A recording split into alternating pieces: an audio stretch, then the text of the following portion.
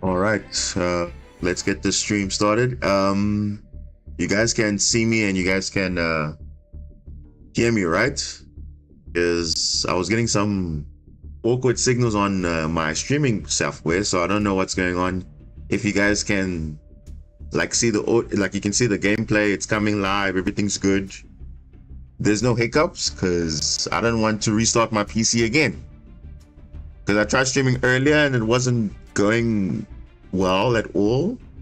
So I just said, oh, you know what? Let me just, try my luck here. And I guess it's working. Okay, cool. No lag. That's good. Because no lag is good. So literally I started an earlier stream, but then it didn't want to start. So both YouTube and Twitch didn't want to start. So I don't know what's going on with the servers or whatever, but so I had to restart, and then eventually it started picking up signal. So I was like, okay, that's good, but it was just disappointed because I actually could have streamed up maybe like 2 hours earlier, because now it's like 2 a.m. my time, which is kind of late for me because normally I stream a bit earlier than that. But I was like, okay, you know what, it's fine. I'm already like, I do want to get a stream in because I feel like there's a lot to talk about. And obviously, the WCQ results came out. The top performing deck list obviously came out, and with that, obviously the new ban list came out. So I think it's kind of, instead of like obviously doing kind of like a prediction ban list or whatever, they actually dropped it so we can actually see, does it actually tie into what's happening in the meta right now, and also like kind of where the future lies in terms of, for other, or other ban lists on the horizon for other decks in the future? Or is it a sign that, they're doing a certain way that in the past where they're doing something different to masterduel ban lists compared to other formats? So I think that's a very important thing we can obviously look at, and it's kind of, important because I think the ban list is kind of weird in a way, but in a way I kind of understand what they're doing, because it's like it's kind of too early to hit certain cards, and also they take into account obviously the WCQ, because just like with any like major ban lists, usually the Duelist Cups or WCQs, they usually they obviously use the data and they say, look, the data says this is the top performing deck, this is the most represented, and obviously these cards are way too broken, or a certain deck type is too broken.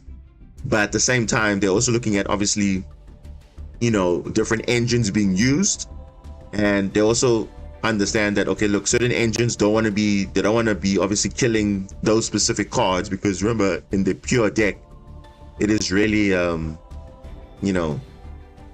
it's kind of like we want to kill your deck in a way, but we don't want to obviously hurt other decks, but not like, I mean, we'll get into it, but yeah, it's a really messed up list. So let me just open up the ban list here, because I think it's on the notifications here. So there's 2 ban lists, right? The other one is like, I think there's a new selection pack coming out, Time Seal and Glow Up Bulb. These aren't doing anything. I like, these cards are literally garbage. Like, it's like this card was banned because of Christian Hulk 5 racks, and obviously no one's really caring about that anymore. So it's like, it only was used for Christian Hulk 5 racks. Other than that, Hulk 5 racks is banned. So it's like all the tuners that were banned because of it, Steam the Cloak, Glow Up Bulb, because what it will do, it will give you 2 bodies on field to go into Hulk 5 racks, and then Christian Hulk will obviously do the full combo, whatever. You know the drill. So that was like kind of like, just for Christian Hulk. But now since it's banned, all the tuner monsters that were banned because of it, they're coming back. So it's like perfectly fine, and it's once per duel anyway, so it's like whatever. Doesn't really care about this. And then obviously Time Seal, it's such a bad card, yet I don't know why this card was banned and why it's a UR, because it literally says skip the draw phase of your opponent's next turn. So it only benefits if you somehow have this in your graveyard turn 1, because this is not good for your turn 2. If you hard draw this turn 1 and you have to set this, it's only on your opponent's next draw phase in the next turn. So it's not like immediately you skip their draw phase. So it's kind of like, it's a maybe like a turn 3, turn 4 card, but it's very, very slow. The only way you benefit from this is if you have transaction rollback, or I think probably only deck that can benefit from this is probably Labyrinth. They can set this up turn 1, but why would they set Time Seal when they can set other better cards that they can use?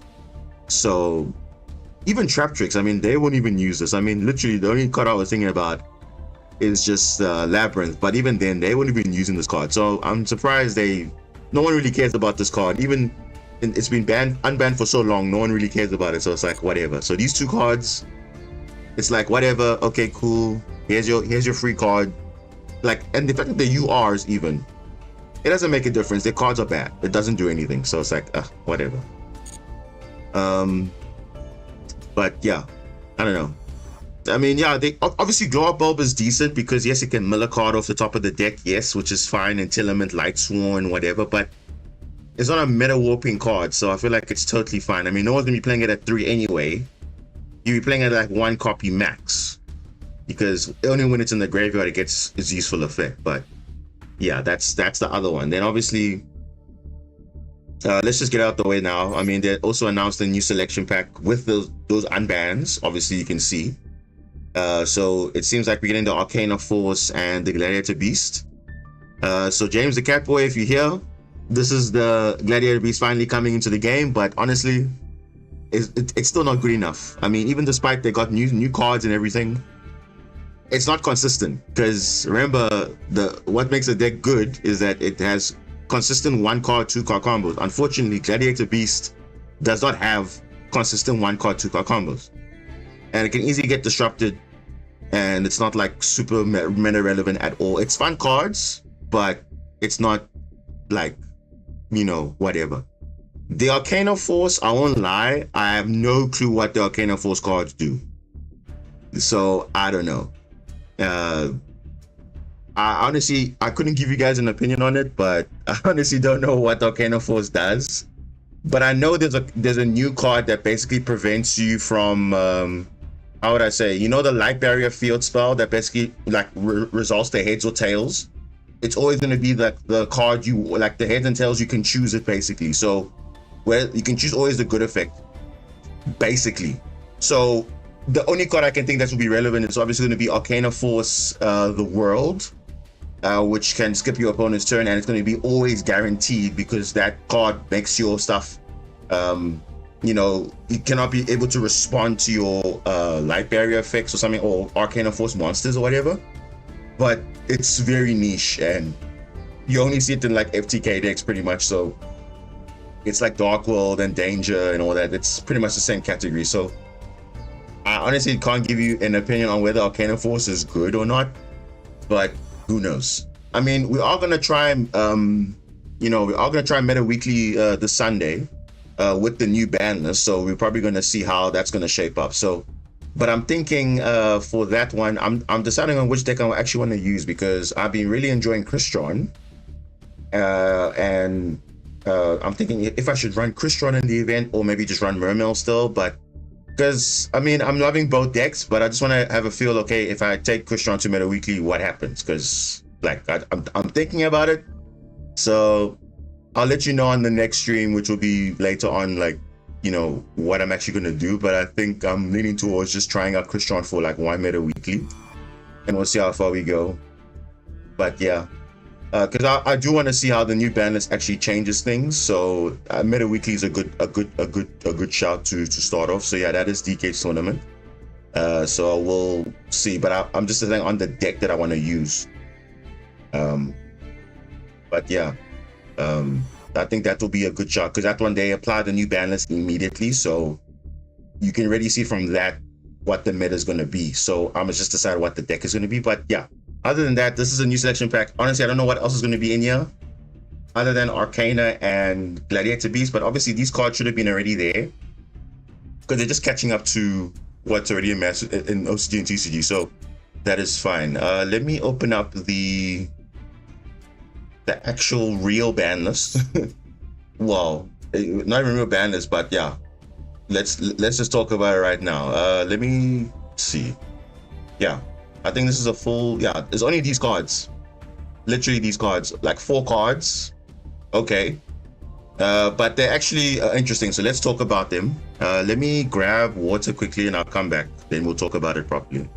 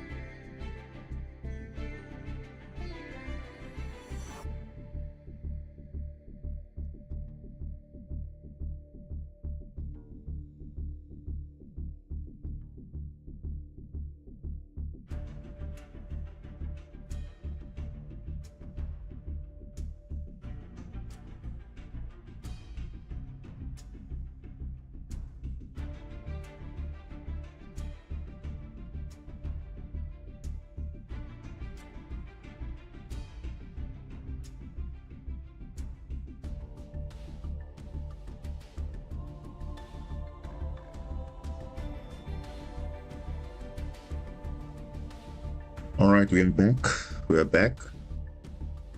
I just realized my mouse wasn't working, so I had to just change the battery also. So I just did that now, so it'll be fine. Okay, so let me open it up, because I think we need to get some context as to where this ban list is coming from. So I'll open up also Yu-Gi-Oh meta, or rather masterduel meta, because that's where obviously the source of information is coming from. Then we'll see what is happening there. Let me see. Masterduel meta. Oh no, there's something else. Where is it? Yeah, this one. Wrong browser. Sorry about that. That's the wrong thing I opened. That's a dueling book replay. Yeah, this is what I want to open. The masterduel meta. Okay, there we go. So let's just get some context here, right? You guys can see the browser, right? You can see it. Yeah. Okay. All right. So let's go look at the top 100 deck list first, right? Because I think that's like where this whole context is coming from. So for those that don't know, obviously the WCQ, the World Championship qualifier, the last one before the actual World Championship happened this past weekend. And obviously, you know, this is like kind of a last representation of before a new meta shift happens. What are the top decks right now and what was more represented? So if we look at the breakdown, now obviously this is, as you can see there, it's incomplete, but based on what we already know, I mean, this is kind of a very good indicator as to what were the best decks. So it seems like, you know, obviously Snake Eye Fiendsmith was still the dominant deck, and surprisingly Crystron was also the second best deck in terms of representation, because obviously this is in terms of representation. But actually Crystron got global #1. So I think it's actually, I actually wasn't surprised that Crystron actually was doing well, because I did say before to you guys that you need a deck that actually has very good going first, going second plays, doesn't lose to a lot of stuff, and obviously it's very resilient in terms of, you know, pushing through hand traps and using board breakers as well. So that's why you see decks like Tempai still there, even Blue Eyes, even, because that's just, you know, they're just good enough decks. But Crystron and Mermail specifically, I say they're going to be very good options because the decks are relatively basic enough to like play well going first or second, and also it gives you high win rates, and that's what those decks do. And I saw the text they were running, and it made a lot of sense why they're running those decks. So obviously cover like those two specifically, but I did predict that Crystron and Mermail was going to be a good option for the WCQ, and I was spot on. But I didn't expect it to do that well in terms of like representation, specifically Crystron, because Crystron is pretty much new. But yeah, you can see there, obviously there are other decks, obviously Tempai, because Tempai is still a very good deck to pick. Don't think Tempai, because they got all these ban hits, they think that's going to be bad. Tempai is still a good option for these type of events, because remember, it's quick. You know, you want to get quick results. You don't want to be wasting time, you know, because obviously it's all about getting the maximum points. So they don't want to be playing a deck like, for example, like a White Forest or a Fiendsmith Control, which is really coin flip reliant, because those decks only benefit going first. But going second, you pretty much struggle with like with those decks, because obviously your matchups now are not going to be decks that are like, you know, going to be having minimal end boards. They'll be having like a lot of disruption. So going second, White Forest Fiendsmith Control really falls off because they don't have a lot of push for that. Yes, Fiendsmith Control, yes, you can say, yeah, it has a push, but remember, what did I say to you guys before? Fiendsmith Control is never actually a real deck. It's more like the anti-meta in a way. But what happened in the WCQ was that a lot of people were playing literally decks that didn't really impact Fiendsmith Control that much. Because remember, Fiendsmith Control is just prime my cards with Bestials and Fiendsmith. That's literally it. But main thing is the Bestials. So you're running heavy Bestial engine, but the decks you're facing, Crystron, Mermail, or Tempai, they don't care about that. You know, only obviously you can see the other decks, Tilament, Duel, Melodious, Gimmick Puppet, whatever, Memento, Branded, they all obviously have Light and Dark. But Crystron and Mermail, Tempai, and even Snake Eyes to an extent, they don't really care about Fiendsmith Control, you know. And again, going second, Fiendsmith Control is bad because those decks can pull up a crazy board, and it's sometimes too much for them. So in terms of high win rate, and its Fiendsmith Control wasn't actually the more popular option. Snake Eye Fiendsmith was the popular option, which I did tell you guys that was going to happen. So this is where the context is coming from. So obviously Konami looked at this and like, look, these are the top performing lists, and obviously the main deck obviously here is Snake Eye Fiendsmith, still relevant after all this time. Surely we have to do something. So it seems like they did something. Now obviously Crystron, I knew they're not going to hit anything now because it's too early. And even if they had to hit something, I mean, it's not a deck that is actually going to be super relevant. Like, okay, it is relevant, but it's not like super broken in a way. I think it's a fair balanced deck, like Memento, like Branded, like even Mermail. Mermail, I don't think it needs a hit because, again, there are bigger issues than hand ripping your opponent for 1 or 2 cards. It really doesn't make it. There are a lot of cards that do that already. So it's not like, oh, we need to kill Moon Glacier or whatever. It doesn't kill the deck itself. I mean, even if you kill Mermail Atlantean Prince to 1, it doesn't really matter. There are other options. So all it does is just raises the skill gap. That's all it does, but it's still a very good deck regardless. So I didn't expect any hits from Crystron because A, it's new, it's in the pack still. But even then, it's not like it's something that needs a hit. Mermail, I didn't expect any hits there. What I was expecting was obviously, you know, looking at the deck list, obviously you can see there's a similar theme. Obviously you can see, look on screen now, the global deck, which was Crystron, is this one here. You can see they're using the Millennium engine, and obviously they're using Bestials, but the main one is the Millennium engine. And I mean, we've already seen it in the past. This Millennium engine is always coming up in every single deck, a White Forest deck, a Tilament deck, a Fiendsmith deck. You know, now Crystron is using it. because it gives you easy access to, you know, it helps you break boards. It helps you play under full loss maxi, or no, not maxi specifically, but full loss Perilia. It plays around that completely. And what does it do? It generates bodies on field. It's a very good board breaker, you know, or turn one play zombie vampire, you know, or even making a photon lord if you want to. If you're not running it zombie vampire, you can make photon lord. So the Millennium Engine gives you so much flexibility, and it'll take up your normal summon as well. So it's like perfect as an engine to use to start your combo or to use as a board breaker. So it was very resilient. But again, an engine being that broken, obviously certain decks can benefit from it, but at the same time, they didn't want to obviously kill Millennium completely, because obviously Exodia needs those cards. So they'd only be like, okay, what happened to Tilament, where Tilament was abusing certain cards, and then they hit the card that not necessarily Tilament, but they hit the card that was like a consistency card or whatever, but then at the cost of every other deck that was using that card. So it's like collateral damage.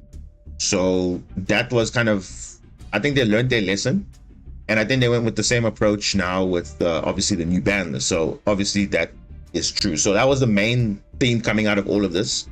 As you can see, even the Snake Eye Fiendsmith, the same thing. Millennium Engine was used. So I think that was the main thing that they had to address, because if they didn't do anything with that, that means it pretty much gave assurance that Millennium Engine is probably the best thing running now in Master Duel specifically. So yeah, that's like the main thing. And then obviously looking at the tier list overall, because of this WCQ, you can see now the tier list in this is kind of like distorted a little bit, because obviously it took into account the most recent event, which is not necessarily a tournament per se, but like an actual, like, you know, WCQ, which is the meta. Because the Duelist Cups and WCQs are very, you know, obviously it's more, I would say it's kind of like more accurate, because it's literally Konami saying these are what was top performing. So obviously the tier list now is kind of like in a predicament where, you know, it's shifting decks up because of this period of time, but it's obviously not going to be consistent like that the whole time. Like obviously Christian is tier 1 right now because it was more represented in the top 100 decks. But that's not taking into account, obviously, you know, other tournaments that were there.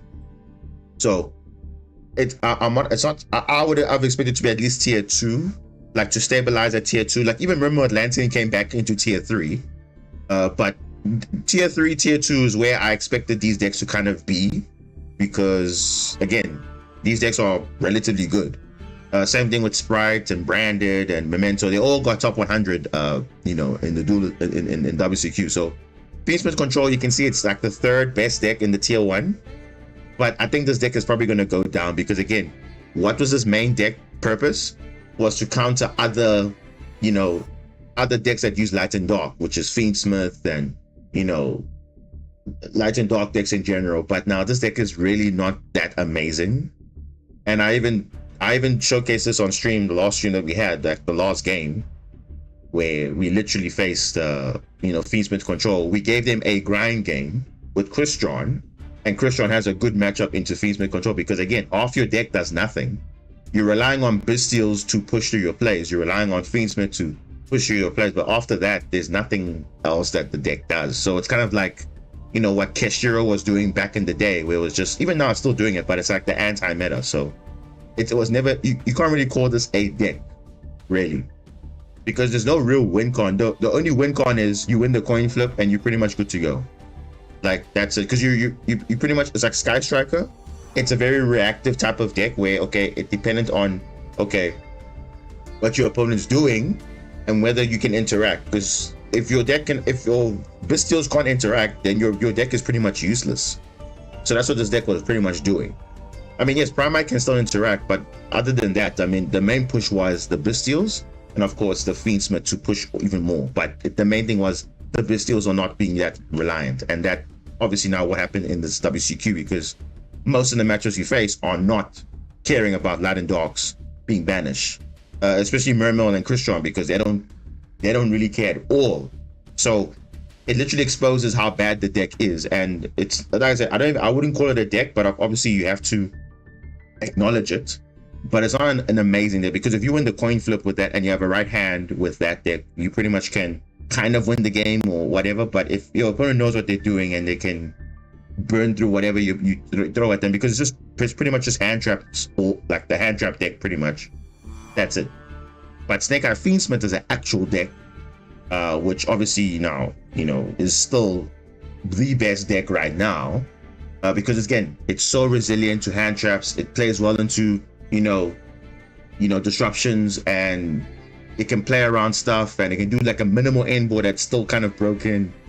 And it's like, all around just a very good, relatively consistent deck, because they have a lot of one card combos, using a lot of engines, and it's really reliant. And obviously they don't have any restrictions, which is one thing you must remember. Crystron and Mermail, most of the time, they have some sort of restrictions. So the fact that they're doing pretty well against other decks which really don't have restrictions. Okay, Branded has restrictions, but Blue Eyes doesn't have any restrictions mainly. Memento doesn't really have restrictions. Sprite doesn't have restrictions other than making level 2, rank 2, or link throughs, but even then, it's not like too bad. But Crystron most of the time locks himself into machines or whatever, and obviously Mermail is locked into water in general anyway. So it's like, the fact that they're still performing with other decks that have, more options available, just goes to show that even if they had to ban those cards or in those decks, the ceiling will just be higher for those decks. So that's all. So that's the context for this.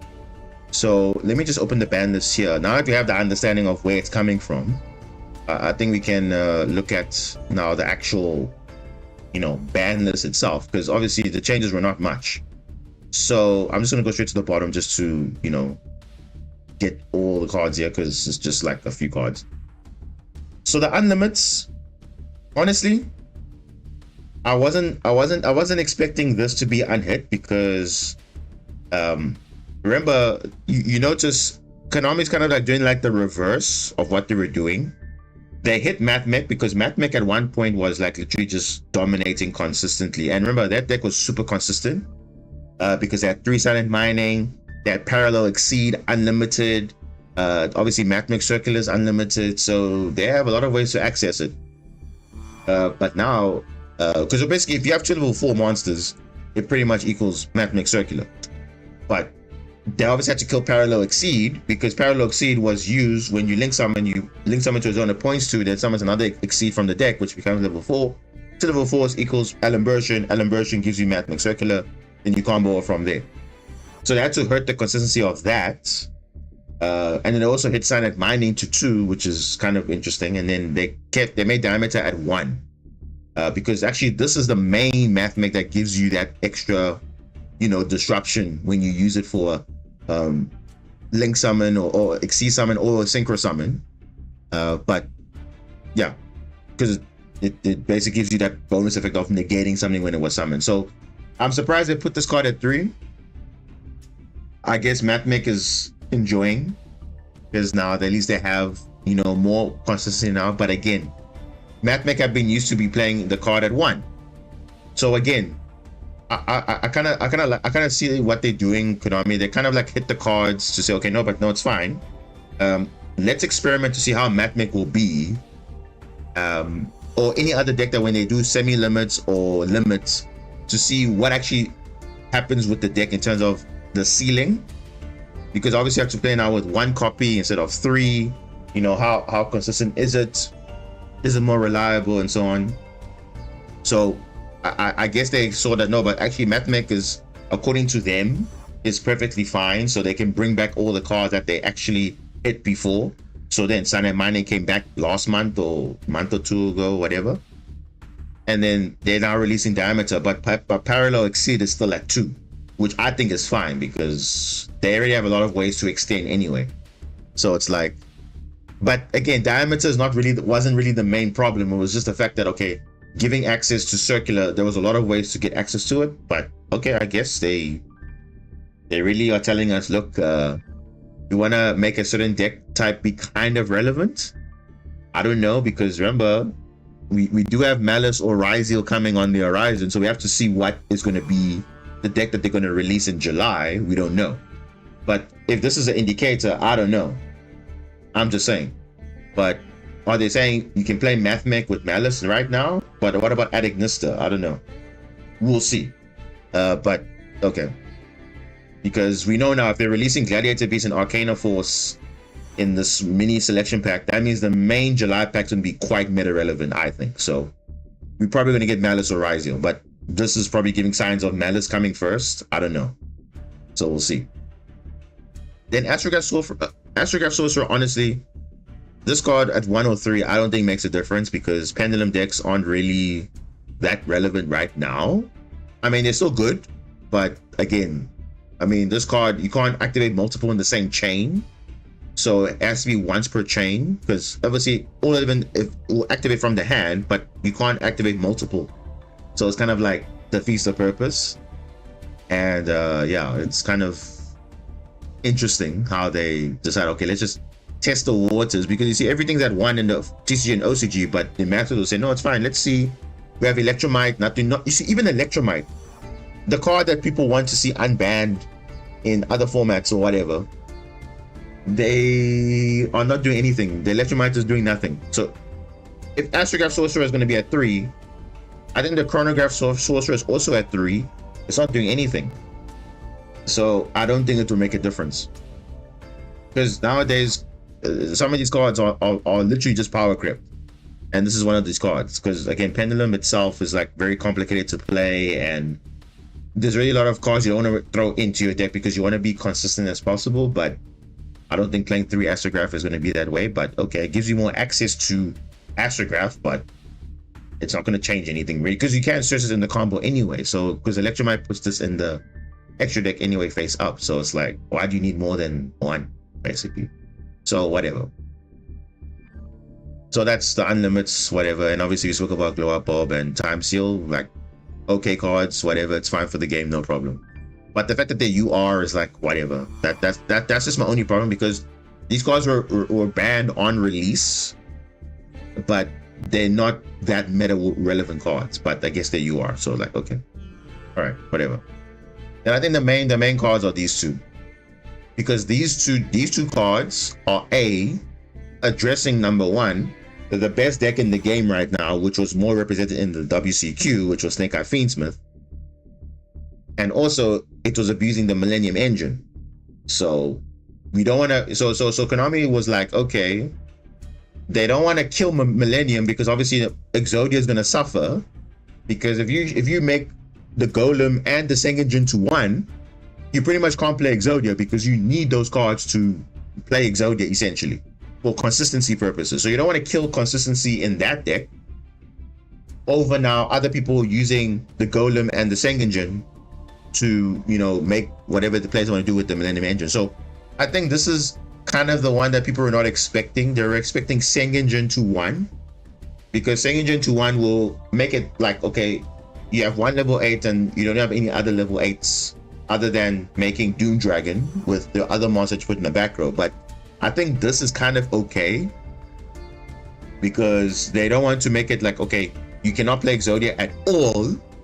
So if you make Sengenjin and Golem to 1, then unplayable. I think this is actually fine, because I think most people, I know for me specifically, I was already playing Golem at 1 anyway, and I was playing 3 Sengenjin, because remember, this one searches the field spell. And the field spell, the Wedju Temple, is the one that actually puts 2 bodies in the back row. Provided you have a monster in your hand already that you want to put in the graveyard, obviously, but it puts a monster and a Millennium card. So now your combo lines are going to be slightly different, because this card's at 1 now. If you summon this, you cannot have access to your field spell. Yes, you have access to the field spell, but now you don't put another body of Golem in there. You have to put something else. So that's the only change that will happen. But I guess this is fine. But I mean, again, they didn't want to kill Millennium like completely, because we don't want to say now, oh, we can't play Millennium because of Snake Eye Fiendsmith or any other deck that was using it. So I think Konami learned their lesson from Telement, that no, you hit Foolish Burial Goods, but now half the decks are unplayable because Foolish Burial Goods is no longer the consistency card that they're looking for. So like, for example, I can't play Umi Control more consistently because Foolish Burial Goods cannot give me Ice Barrier. to get to my Karushin, for example. So that was a detriment to the like hitting Foolish Burgers to 1. But this one is more like, okay, no, it's fine. You can still play Millennium, but we're just restricting a certain card that gives you access to like a field spell, which you need to make the other plays that you're looking for. So I think this is fine. Obviously, in the grand scheme of things, people be like, oh, but it's not fine. They should have obviously banned the Senginjin. But remember, you don't want to kill pure Millennium, because again, then it will be collateral damage just because another deck's abusing it. So, having said that, let's talk about Snake Eye Oak, because obviously now again the same logic of, okay, why did they kill Snake Eye Oak instead of Snake Eye Ash and Snake Eye Popular? Remember, they saw that, wait, oh, hold on, in the OCG and the TCG, we did the same thing. Okay, well, obviously TCG have reversed the limits now. They've semi-limited, I think, some of the cards, but initially they put Popular to 1, Ash to 1. But what did they unhit? They left Snake Eye Oak, and that was fine, right? Actually, this hit is actually making a lot of sense, because while it's not ideal, because yes, Snake Eye Ash is obviously better or Popular is better, this one actually gives you that security of, okay, there's a follow-up in that, Snake Eye combo. Because remember, what's the normal combo? Normal summon Ash, add Popular, Popular summon, searches for field spell, which Ash can summon Oak from the deck or Flameburge, and then obviously Oak can reborn a level 1 from the banish or grave, and then summon the Flameburge from there. So that'll give you an extra body if you go field spell, but now you don't have that follow-up anymore. So you lose access to Oak, and obviously now in the duelist in the WCQ, people were playing 3 Oak because obviously it's a good normal summon with another card that you can get rid of. So that's why they like the Millennium Engine, because Millennium Engine would give you that Temple, the field spell that you can use to send for costs. So it's like perfectly fine. Why you would run more Oak, because worst case scenario, if you have Weiju Temple and they play through stuff and you get disrupted, normal summon Oak and you go from there.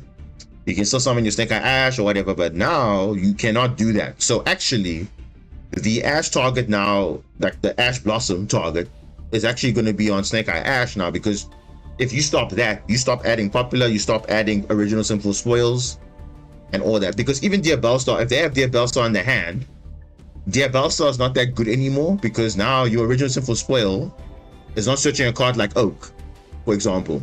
Because you're going to summon Ash, but Ash, if you already have it in your hand, what do you search? Normally you search Popular, for example, but now you don't. So it actually makes the combo a lot different. And in a sense that,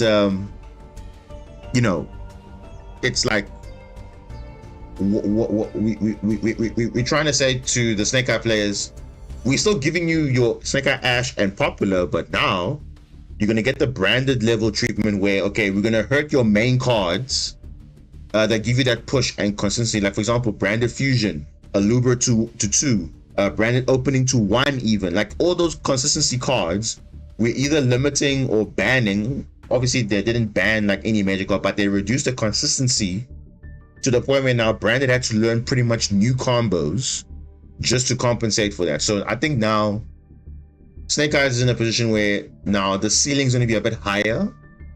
So there's no more that follow-up like, okay, I got Oak. Now they're probably to play another card like Snake Eye Birch, because remember, there's another Snake Eye card that people don't play, and they're probably going to be playing it now. So they're going to be playing this card, the Snake Eye Birch. Okay? So this is actually considered the weaker one, because this doesn't do anything on your own turn.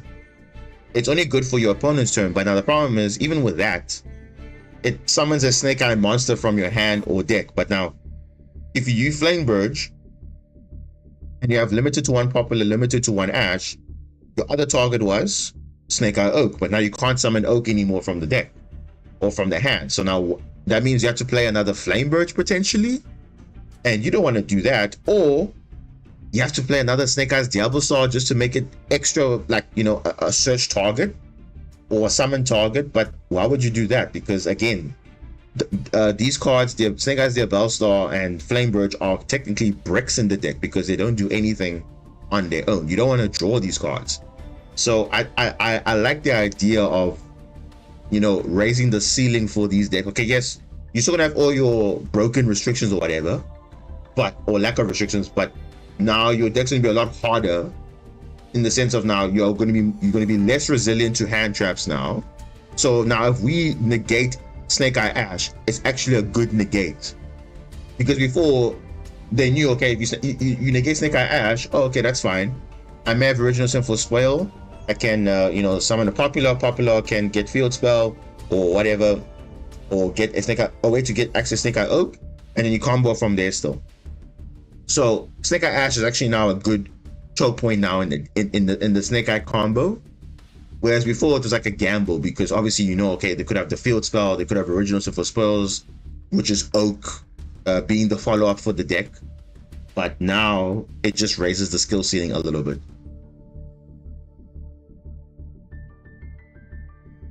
So I really like that, because if that means that there'll be less Snake Eye players,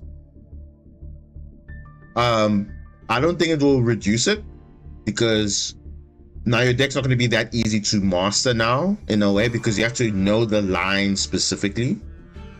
So it's only going to reward players who are familiar with the ins and outs of the deck, which is fine. But it means that there's going to be just new combos, and probably involving the Snake Eye Birch, which honestly doesn't do much, because obviously if you control a fire, you can summon the card from the hand, great, but it's just an additional body. So that'll be the only target. But now the problem is you have to use Original Sinful Spoils to get access to this now. There's no backup of, oh, Snake Eye Oak sending a card, summoning another body from the deck. No, now there's like, you have to be smart in what you actually use your Original Sinful Spoils, or even the Divine Temple, what you actually do, because now if your Snake Eye Ash gets negated, it's actually going to be impactful. So it's really, really good that they made the set, which is obviously different to what we saw in the OCG and TCG. The same thing with Tillerman Merly. You know, again, kill the card that will actually, you know, well, in Tillerman's case, it didn't really matter, because they still, you know, they still do whatever they want to do. But I think this one specifically is going to hurt them more, because they're like, oh, at least I have Oak as a backup. Now there's no backup anymore. There's no follow-up. So they're losing consistency, they're losing recovery, and they're losing follow-up. So it's like, it's three effects in one, which Tillerman Merly wasn't really that impactful, because even though they're fusing twice per turn, they still have other Xyz plays, Link plays, whatever. So it didn't really hurt Tillerman in terms of like, okay, yes, they can fuse one less time, okay, but they can still do other plays. But this might, you know, impact, you know, the way you play Snake Eye Fiendsmith. Is it still going to be good? Of course, there are still lines you can do to make this deck, you know, better. But it just means now there's going to be more creativity now from these Snake Eye players. So that's the only thing that's going to mean. So okay, fine. Obviously, they finally hit a Snake Eye card. It might have been the wrong one, but these two kind of technically address, you know, the best deck in the game right now, which is Snake Eye Fiendsmith, which has been prevalent for so long.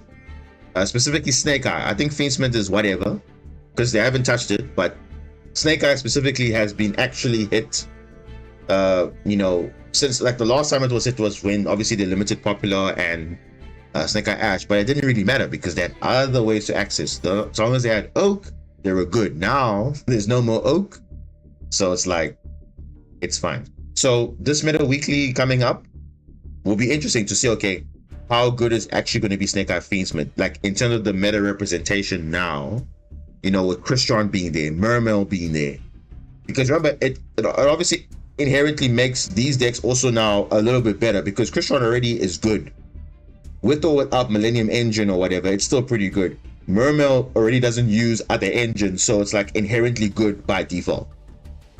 So yeah, and obviously now they recently limited, yeah, you're right, they recently limited the Original Sinful Spell. I personally wanted the Original Sinful Spells to be banned, but this is actually a good option to ban. I think the trade-off is, in this case, is better, because at least if you either original sin for spoils, or you kill like they follow up, consistency and everything in one. This is a card that I wouldn't have expected to ban, but it makes sense now why they should ban this. So it was a trade-off: either ban original sin for spoil or ban this. So they wanted to do something different, and obviously Konami is experimenting. Probably later on they're gonna do that. So it's like, yeah. Personally, I think a Doom Dragon would have been gone hard. But honestly, let's be honest. Who is summoning Doom Dragon consistently? No, not even.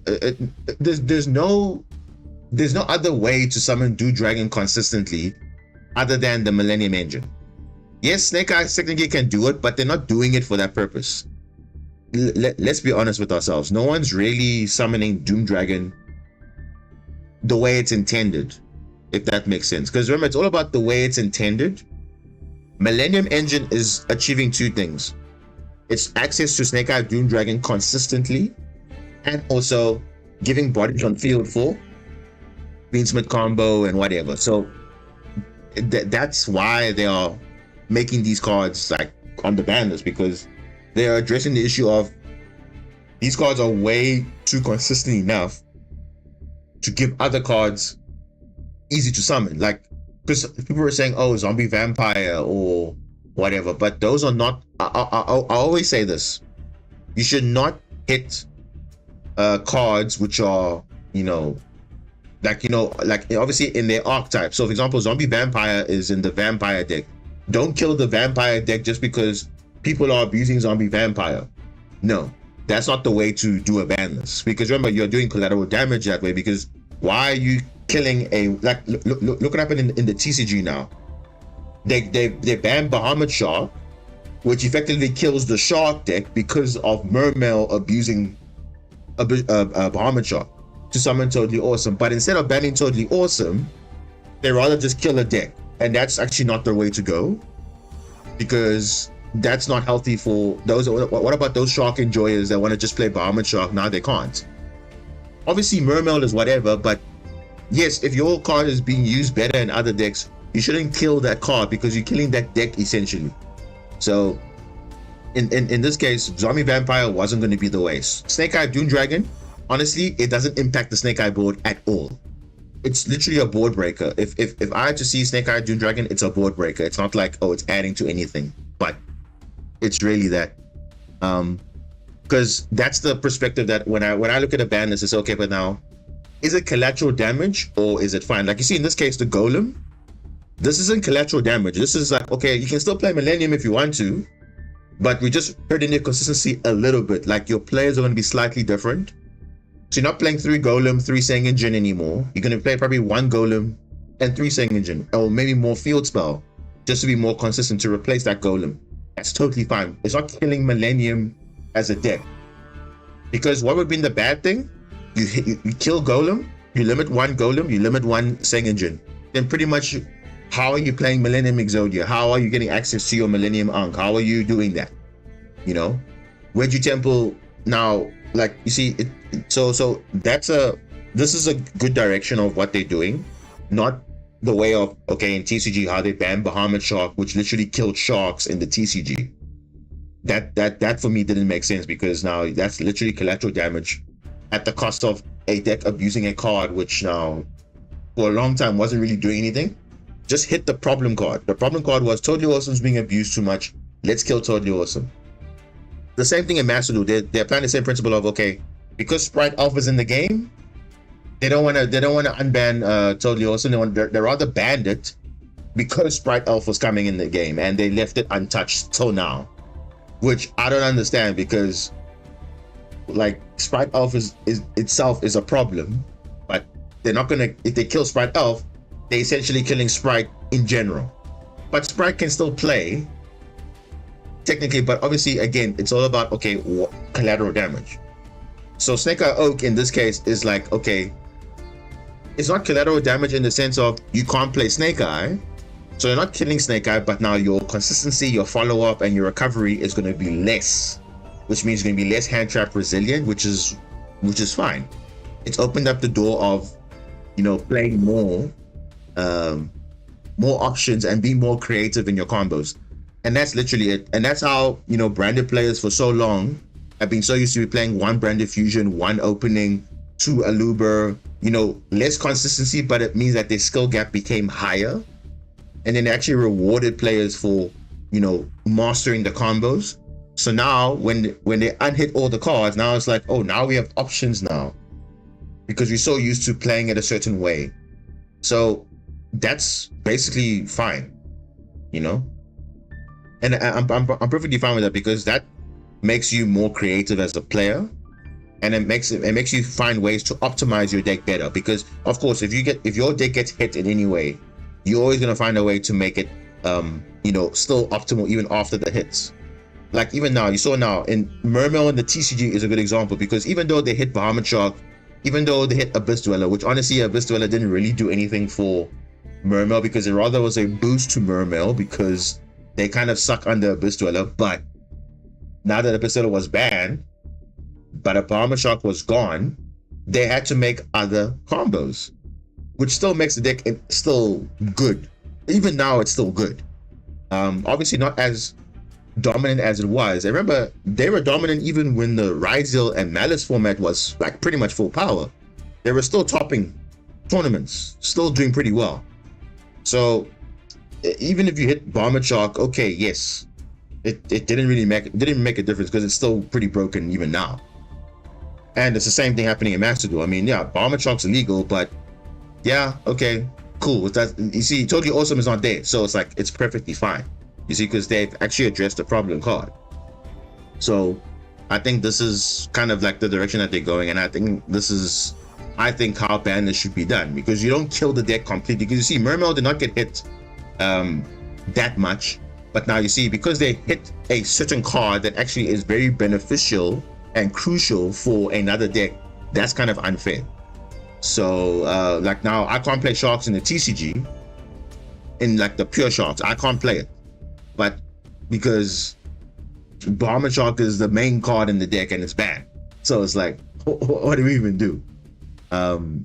So I mean, it's, I really feel for all the Shark enjoyers, including myself, that I can only play Sharks in OCG, or in this case Master Duel, because Bahamut Shark is unhit and it's perfectly fine, because Totally Awesome is not legal. So I'm perfectly fine with that, because at least you're addressing the problem card, but you're not also killing another deck in the process, so it's totally fine.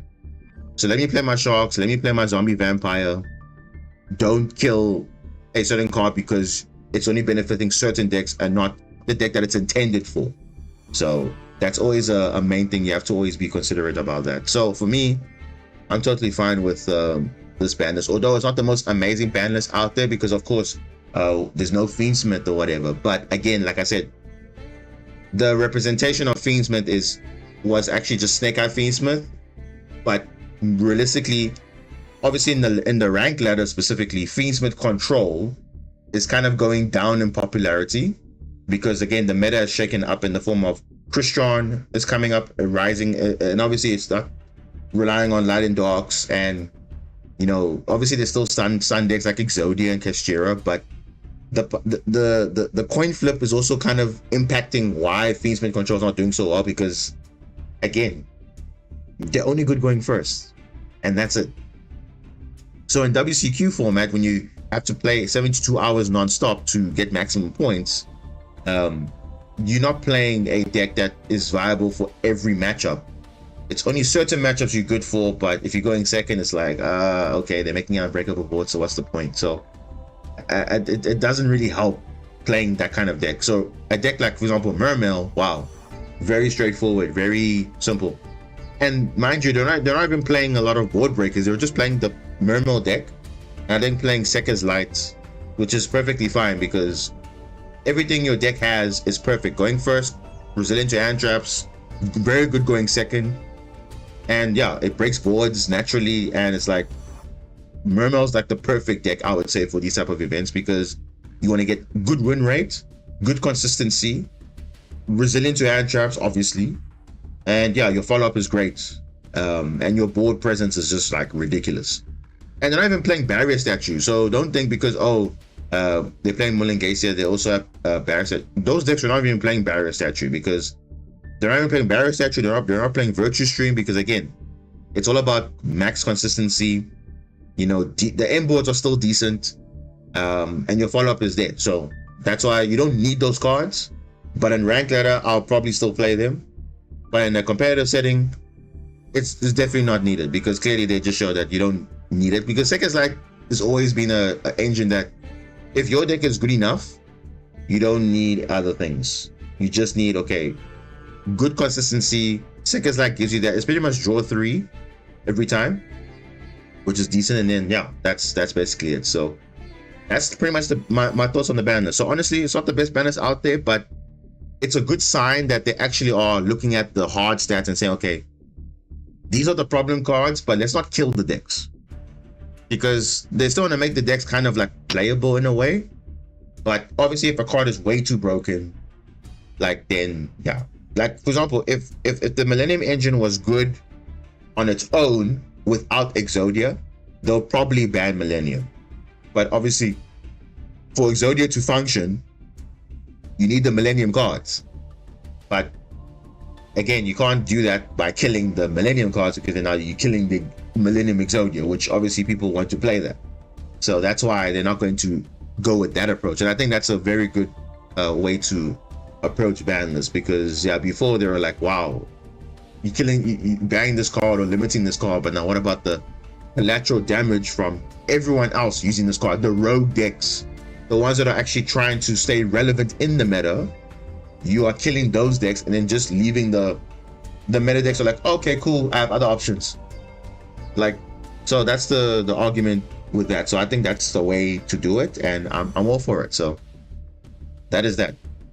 And obviously everyone else has their own opinion. I mean, I do see you guys comments in the chat. I do see like obviously your inputs and everything, which is obviously your opinion on stuff. But again, that's just my thoughts on it. I mean, you don't have to agree with everything I'm saying, but I think that's, I mean, remember, take it from me, I'm not playing meta decks all the time. I'm playing literally just like non-meta most of the time, and there and there I'll try playing meta decks, but for the most part I'm pretty much just a regular player that just enjoys Yu-Gi-Oh! And obviously these type of hits are always interesting because now you would know when you face against those decks, you now know what kind of like the choke points now are, or how people are going to be playing it. Because it was the same thing with Branded, same thing with Tillerman, but specifically Branded, because Branded had to elevate and raise the skill gap for those combos. So I believe Snake Eye will probably be in the same boat. I think they'll leave it for a while, experiment, see how it works, and then that's it. So yeah, that's just pretty much it. So I think that covers that, unless I miss anything specifically, but I think that pretty much covers my ban list thoughts pretty much, because that's pretty much what it is. So yeah.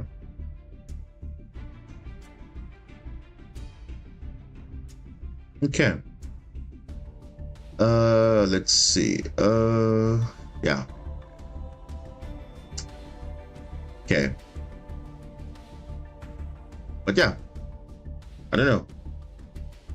Any last thoughts on the ban list, guys? Or because I mean, honestly, I have nothing else to say really, because that's just pretty much it. It's just that. You still waiting on that dimensional barrier ban? You know what? I don't think they'll ban it because it's not like a prevalent card that, I mean, yes, you can search it, you can, it does shut down a lot of decks, but honestly, it's not something, again, it's not something that is super meta warping, obviously, but again, there are better things, there are more pressing issues in the game that needs to be addressed, but dimensional barrier is not one of them, unfortunately. Because remember, technically, it doesn't address all, okay, let me say this. If dimensional barrier had all summoning mechanics covered, then yeah, it'll probably be limited to one, most likely. But it doesn't, because it only covers rituals, fusion, Xyz, ritual Xyz, fusion, pendulum, and not link. Link monsters are not there, so it doesn't impact every card every mechanic, so it's not something that's going to be abused. Because obviously the most popular mechanic is obviously link summoning. So Dimensional Barrier does not directly address link summoning, but it obviously does address certain combo lines that involve you fusing or whatever. So if it's not that popular, no one's going to play because it doesn't address all the issues. Like for example, Millennium Engine. Millennium Engine is good for any deck that wants to make, you know, easy access to a zombie vampire or a Doom Dragon or whatever. And that is something that you can actually, you know, it is meta relevant, it's popular, so they have to hit it. That's it.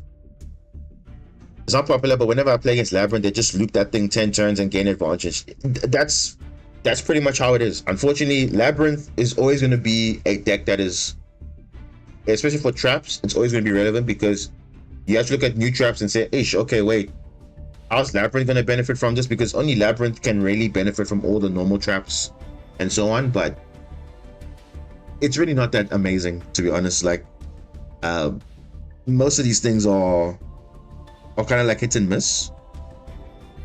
And if the card's not that popular on the ladder or in tournaments like, you know, WCQ or whatever, then they're not going to really worry about it. And I know it sucks, but what can you do? What can you do? So, yeah. Okay. So I think we can. You guys got some. I know Tricky Time's got some replays. If he still wants to look at them, we can look at them. Before I go into some games, because I think we are in Diamond 3 now. Diamond 4. Yeah, we almost like there. We're pretty much there, so it's like fun. Main account. Okay, let's have a look. Let's have a look. Where are you? Okay.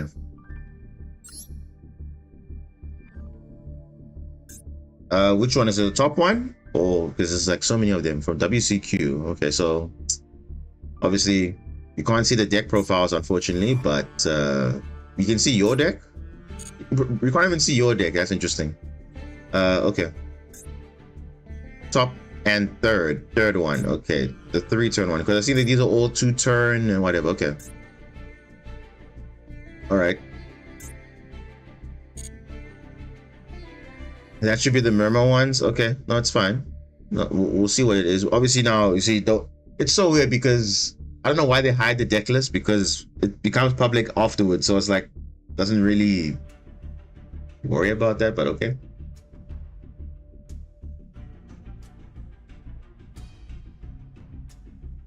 All right.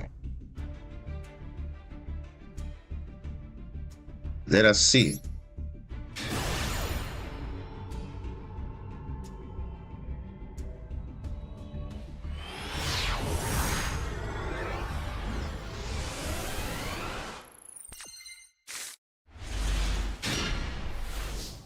Oh, okay, so going first, actually, Zen is pretty decent. Okay, yeah, you do have a kaiju, which is fine, but hey, you got some discard fodder for, you know, Coral Triangle. Even though if you, I think you're playing 2-wave, I think.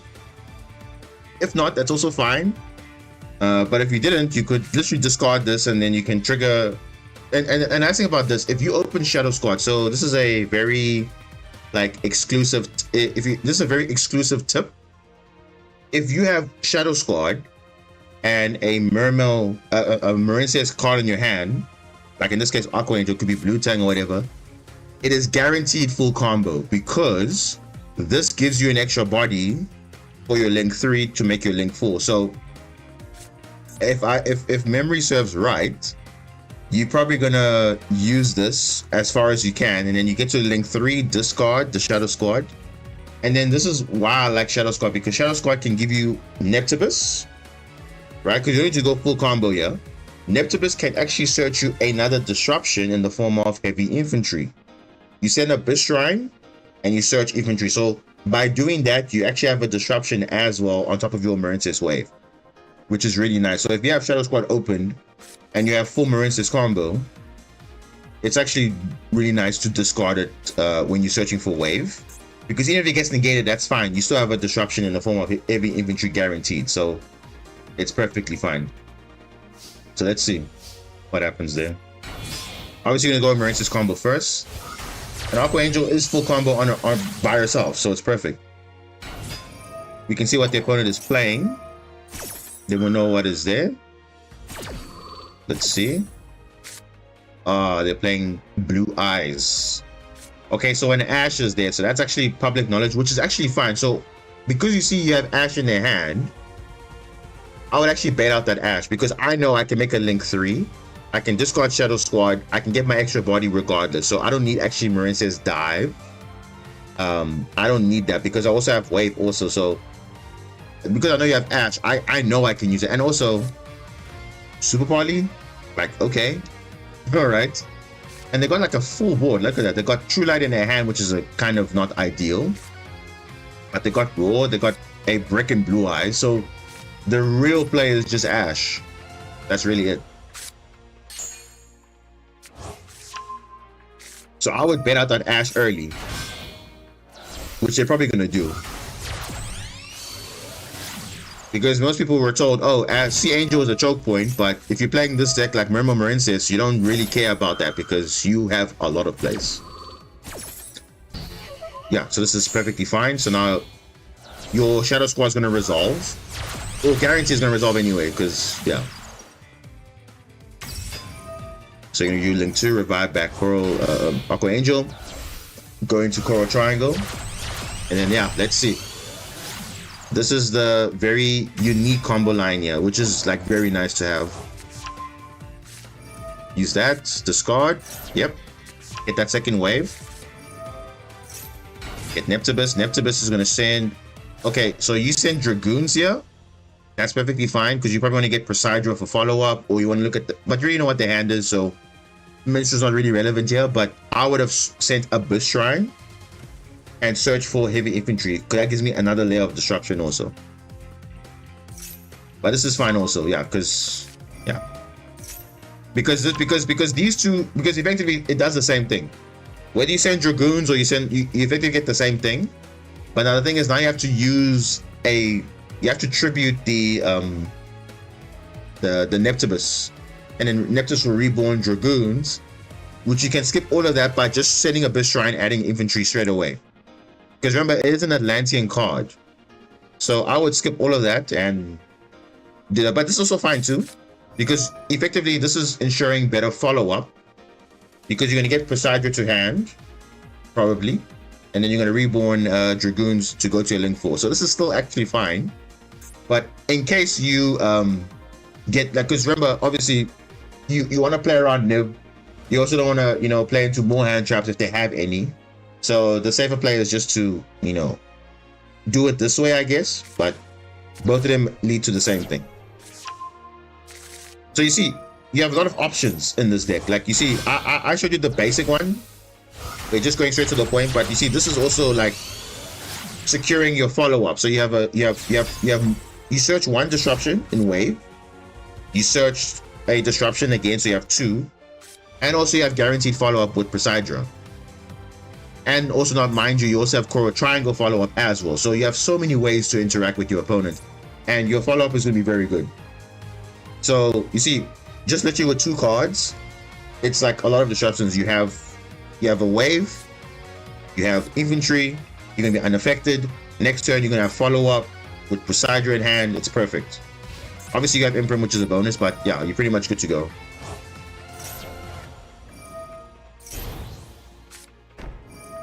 That's True Light, we know that's there. Yeah, so now we know the other set card is Super Poly. We know that because we saw their hand. So it means they literally bricked.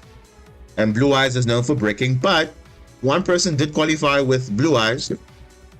But yeah, it's a deck that just relies on playing like two bricks, unfortunately, but that is what it is. But yeah, this is as you can see now, this is now using the disruption of Abyss Shrine, getting another draw, which is perfect. Spring goes great, perfect, fine. One of says could be Primite, yeah, that's fine. Playing around it, no problem. Though they can just reborn it.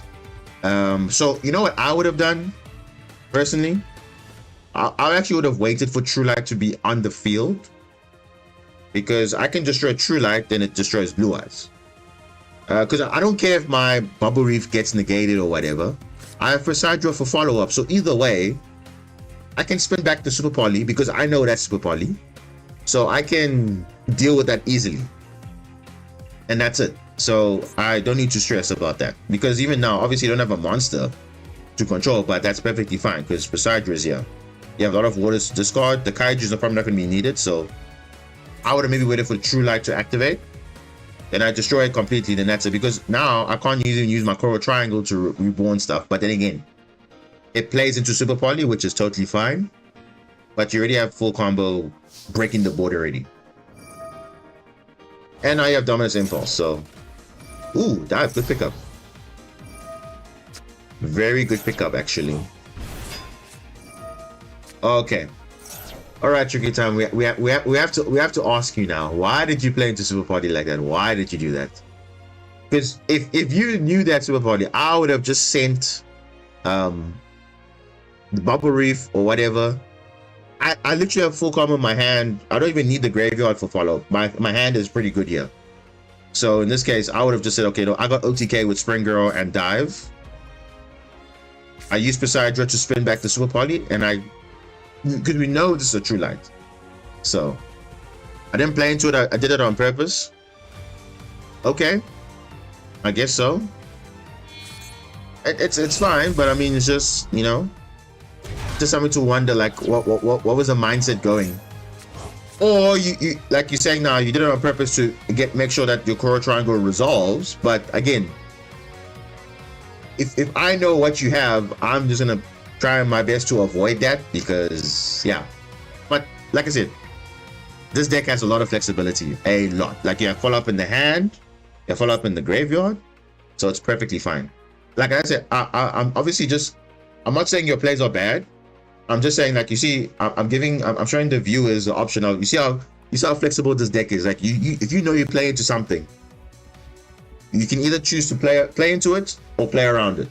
You have both options. So obviously everyone's style is different. I would have played it slightly differently. Like just clear that, get rid of it. Because again, I can still OTK you with my hand still.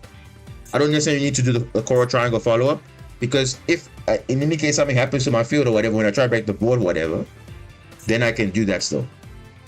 But it's still fine. Doesn't really matter. When you use Presagia, Saint Shadow Squad, get bounced back. It was True Light, which is fine. We knew that was there. Obviously, in this case, you had Dominus Impulse. But if you didn't, then yeah, that's why I said I'll wait for True Light. But obviously they didn't know how to activate it, so that's perfectly fine, because you're going to use face up cards destroying, not face down. So it's perfectly fine. True Lights.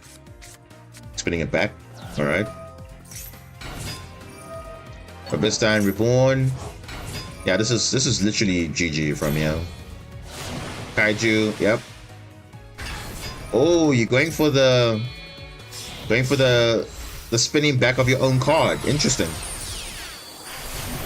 Yeah, this should be GG. Royal Dragon Lord. I'm so jealous of that, but okay. Yeah, this is literally fine.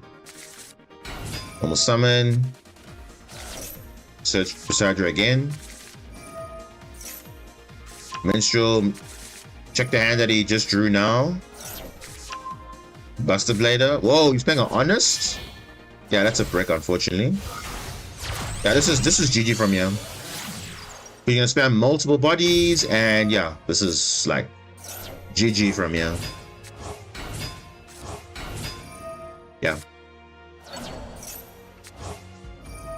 Yeah, this is literally over.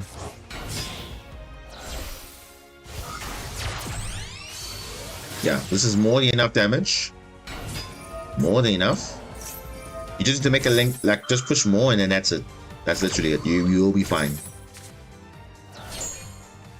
But you can see how resilient this deck is. Like, obviously it's not a popular choice, but for me, in my playstyle, it's a perfect choice. Like, I like this deck a lot. Like, it's so nice. Because it's actually like really embodies what, you know, a deck that you optimize to be. You know, you have options. Because before we never had options. We always had to go a specific line, but now we're like, okay, I can go here, I can go here, I can go here. So can you really say there is a choke point in this deck? Yes, there are, but it's not like hard choke points. It's like soft choke points in a way. So yes, we can get head slightly, but you can still play the game. Play this deck slightly differently, but I don't really hate it as much as I used to.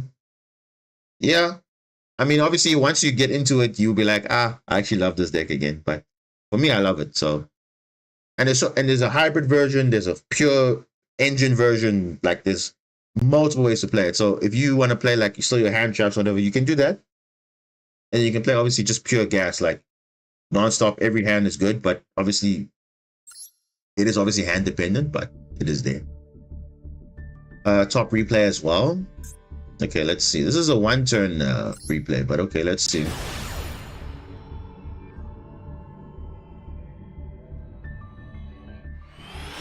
Let's see. But that was a very good replay, regardless. That was very good. Ooh. So going second, this is a perfect hand because now you don't lose to normal summon Blue Tang, for example, because this is your normal summon typically, right?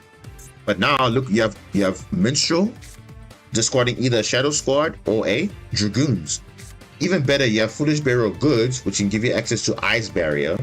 Ice Barrier can search your Poseidra. So if you're worried about them holding onto an Ash or whatever, bait out Foolish Bearer of Goods, bait out Minstrel, like do all those.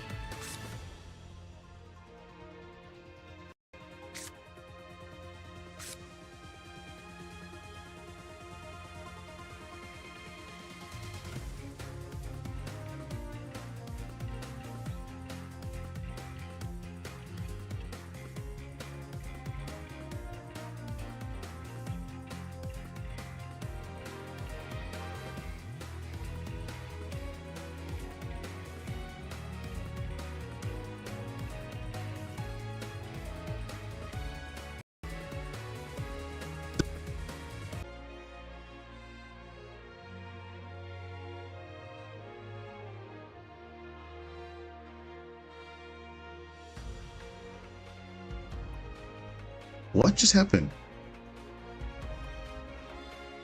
Bro, why did my thing just crash now? Are you serious? Are we back now? Are we still good?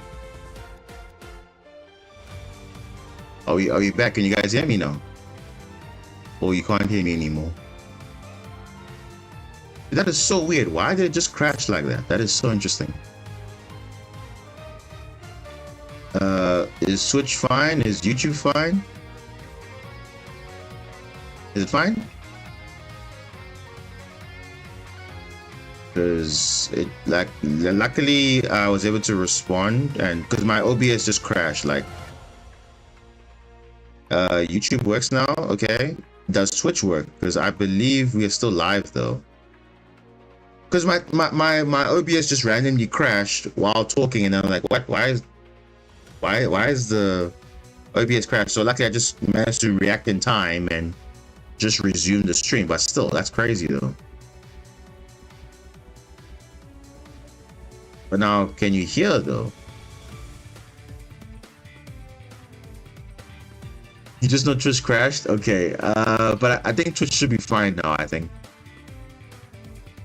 so, because I'm getting a good signal there, so I think it should be fine. But I don't know, whoever's on there should just tell me so that I know, because I know YouTube it seems like it's fine, but I don't know if Twitch reset itself. But I said these servers are weird. So I don't know what's going on. One time YouTube works, Twitch doesn't work. Other time Twitch works, YouTube doesn't work. It's like the opposite. Okay. Let me. Now I can't even hear anything. What's going on now? Hold on.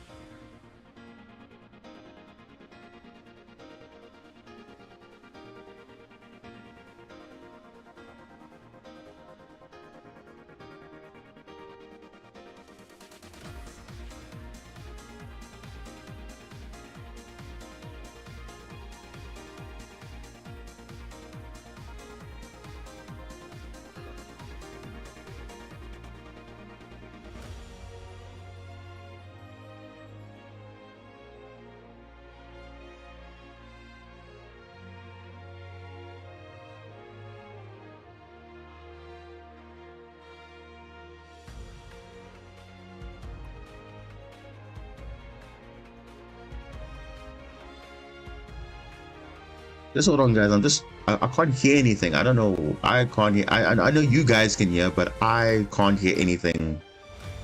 Like to monitor what's happening. So I don't know what is causing that now. Because I said the OBS restarted. So now I can't hear anything for some reason. But I believe you guys can hear stuff. Just hold on. A lot of technical difficulties we're trying to sort out. I guess that's what happens when you change your setup a little bit.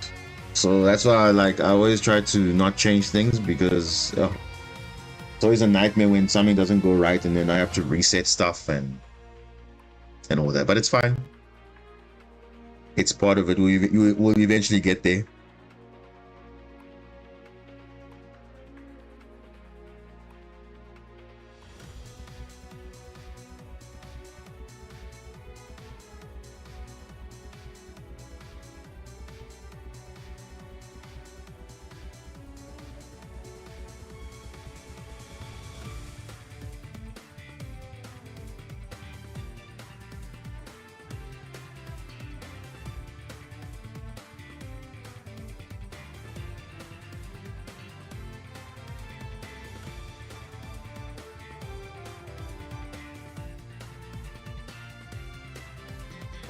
I think it's fine now. Yeah, the thing is, you guys can hear the audio, but now I can't hear it. So now I don't know what happened to my headset. It just gave up also. I think everything just like messed up. I don't know. Like it's just so remember, you guys can hear the audio coming from my laptop here, my PC, right? But then obviously now I'm monitoring it from my headset. So now when the OBS reset, now it reset my audios so now I can't. So I'm using a Bluetooth headset. So now the Bluetooth signal is now messing up everything. So my headset now, I can't hear the audio coming from the game. And also like obviously the audio itself, like the mic and everything, I can hear that, but now I can't hear it back in my headset. So now I know if there's a problem or whatever I need to address. So now I need to like reset everything. Hold on. I don't know what's going on.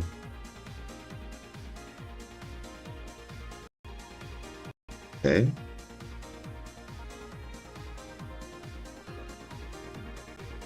It should be fine now, I think.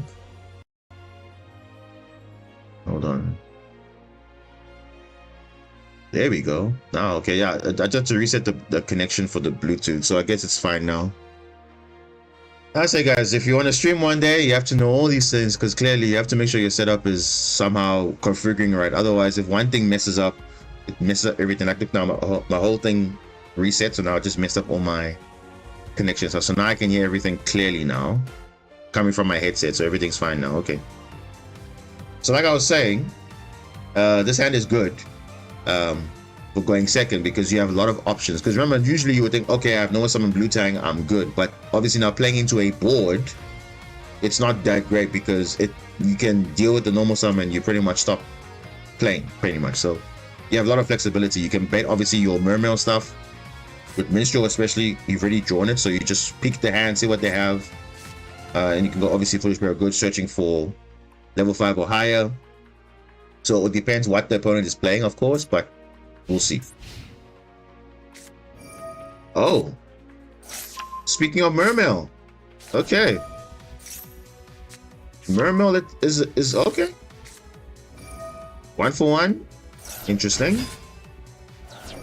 I mean, they looked at your hand already, so they kind of know, okay, look, they have no like major disruptions, so it's like, why not?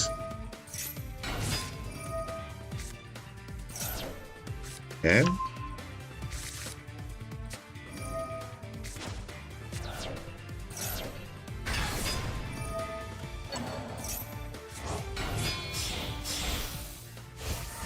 Abyss Pike. Bahamut Shah, banned in the TCG. The Virtue Dragon. Okay, he's actually playing the trap. Obviously, the WCQ people are not playing the trap card, which is totally fine. You don't need to, but I mean, yeah. Ooh, Mulan Glacier. Ooh, okay. So what are they gonna hand rip? I mean, you don't really care, because either way you have. Wait, did I have too many water monsters? Hold up. Does he have too many waters? Yeah, he has too many. Rip. Yes. So that's why. Because someone asked last stream why I don't play Mullen Glacier. Because if you don't track your water monsters, you end up have too many water monsters, and then it's like Mullen Glacier is kind of like useless. So it's like I don't want to ever rely on Mullen Glacier resolving. Because now I'm sure now he wasn't tracking the waters, and then like now he's searching Mullen Glacier, which is like very late. So yeah.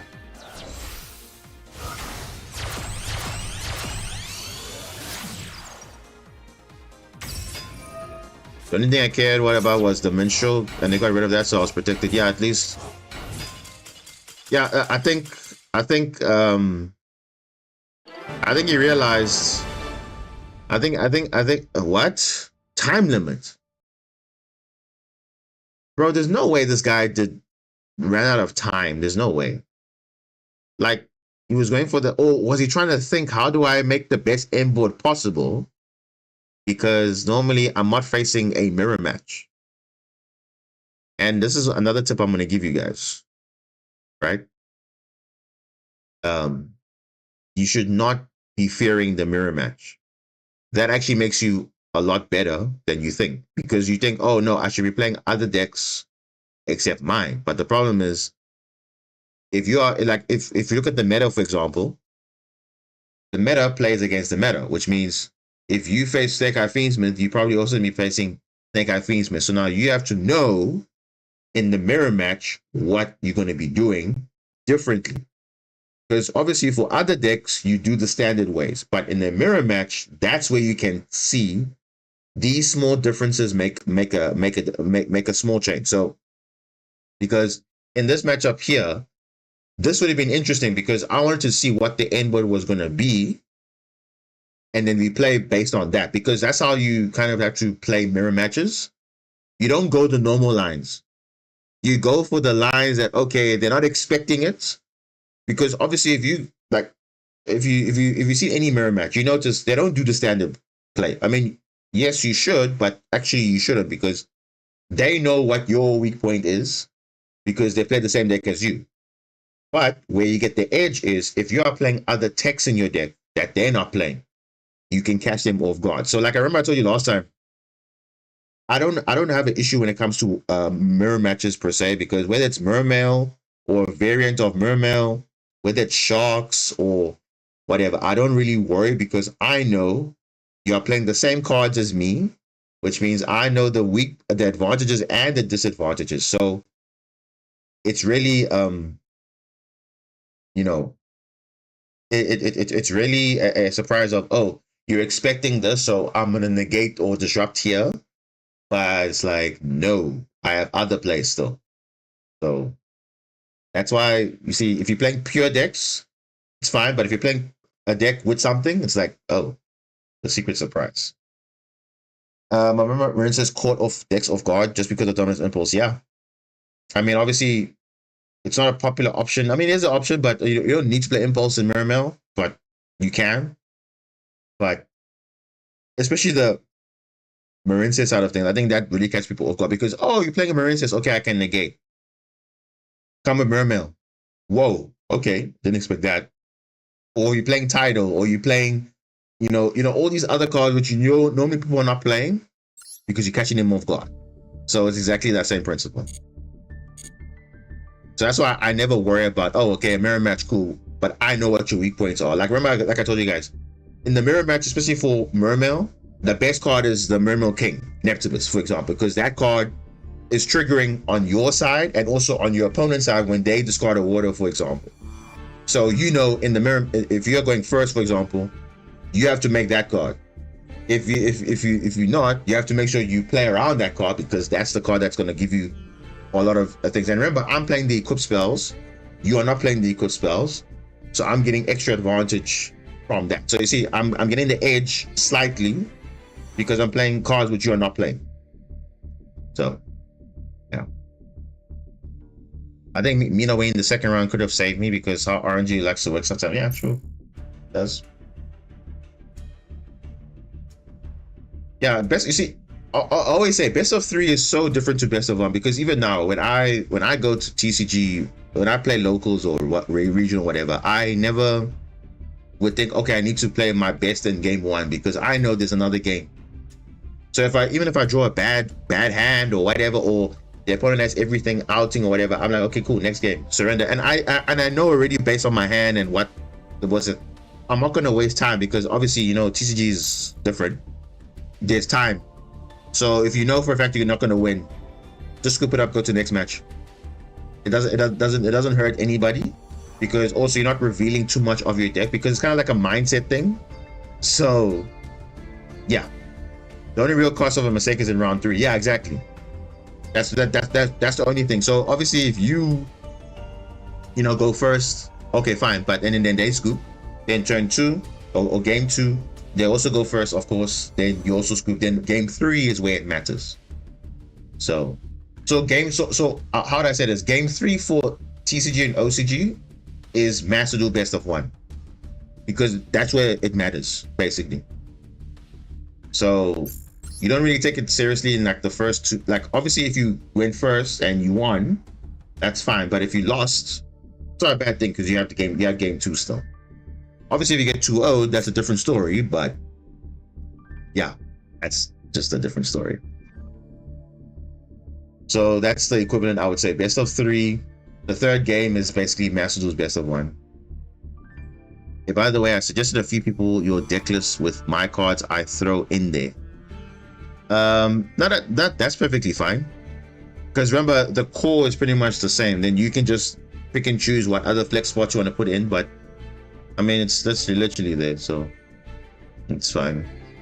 No, it's not a problem. I would say it's not really, I wouldn't say it's my list. Yes, obviously I would say I'm the founding member of the Remembrances deck, but obviously if you guys have other techs, like you running some other techs which I'm not running, but again, people don't have all the options. But again, it's a deck idea. Obviously if someone can enhance it, because you guys can tell me, hey Diamond, check this out, see if this works, whatever. And I don't mean it's there. So I mean, it's your core list. Yeah, exactly. Because if you want to ask me how do you play Remembrances, I'll show you. This is the core, and then you go from there. So yeah, it's the same. Because I said no one is playing it that way. So if you have ideas or engines you want to run, that's it. So this is, like I said, I'm playing Christian now in rank ladder, because I want to obviously try and get to master with Christian specifically. And yeah, like I said, I'm already applying the ban list already, because I'm already playing the one golem already. So I don't really need it to have multiple. So I'm already playing one golem, 3 second gen, and it's fine. Nothing's really changing. So I'm already applying post ban list already. So that was it. I'm deciding on the meta weekly the Sunday, you know, what I want to bring into the tournament, because obviously I just want to have a feel and see what's happening. But especially for the new ban list, I'm thinking bringing Christron, because I've been playing it for the last 2 weeks now also. Well, I can just play Merma. I don't really care really, but I'd like to see how I can do if I bring Christron, what will happen. I don't know. So I'm just thinking now, you know, based on what I do today and what I do later on the next stream on Saturday, then yeah, we'll see how it goes. Oh, this is a good hand. Actually a good hand.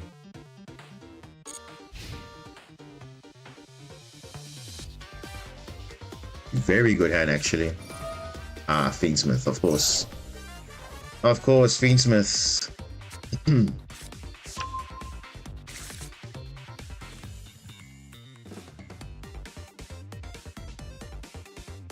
Now, obviously, with Furos, you have to wait for them to commit, because if you just do it on the Fabled Glory, they're not going to commit. So I feel like you have to just wait till they use the Requiem, because that is a guaranteed summon from the deck, because they can just choose not to do anything.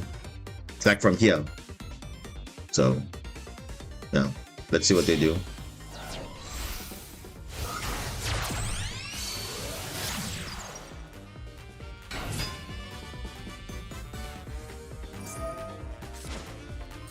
Okay, hey, for a loss. If they Asher, it's fine, no problem.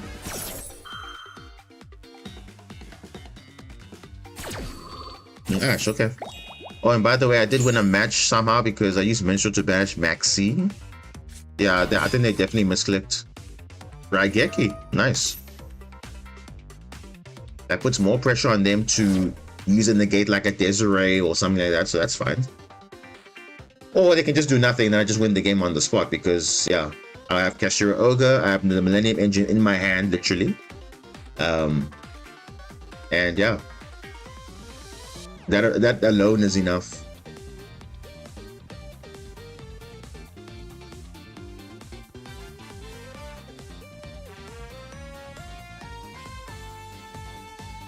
Yeah, they definitely, their toggle wasn't on. I think they forgot, because obviously you can chain Maxi or Full Loss, but if you don't, then it's like okay, interesting.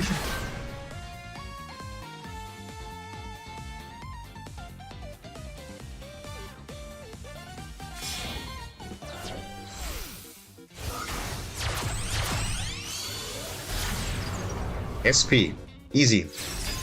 We can Raigeki that, no problem. No problem.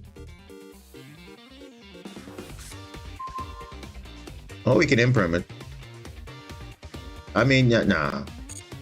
We're not gonna imperm that. We'll just Raigeki, it's fine. Yeah, we'll rather keep imperm for like next turn if there's a next turn. Yeah, I think we just win the game from here. Yeah, I'll just Raigeki, it's fine. Obviously, there's no other play he can do because I'm the Full Loss, but yeah. I mean, he does also have Lacrima as well, but we have Kobai, so it's like, it doesn't really change much.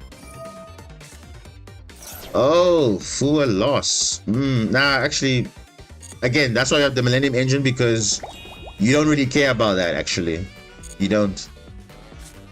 And just to make sure there's no other funny things, we're gonna look at the hand also. Secret hand trap or something like that. Oh, look look at that, double Veiler. Well, Millennium Engine says I don't care about that. I literally don't care about that. So let me snap one of them. Look at Stekai Ash, that's funny. They had full combo, but obviously on the Full Loss, it's like gonna give me a lot of cards, so it's like whatever. Yeah, I think we just win this game now. Just on this alone, win the game. Yeah, we definitely win the game, yeah. Because if he decides to chain Lacrima, we have Kobai, so it's fine. And Vele is not gonna really do anything because, okay, it's not.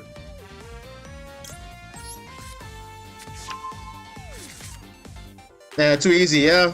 Play something harder. Obviously, like, yeah, I don't mind playing it, but why not? Why not?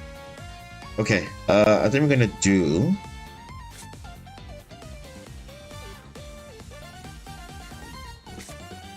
We need to do it like this. We need to.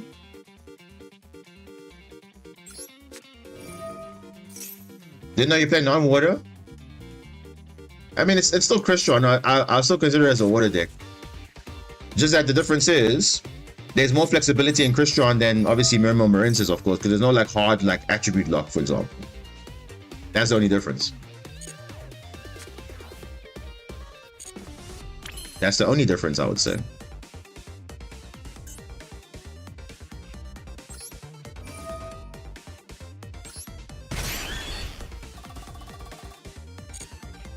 Because Crystron is still a water deck.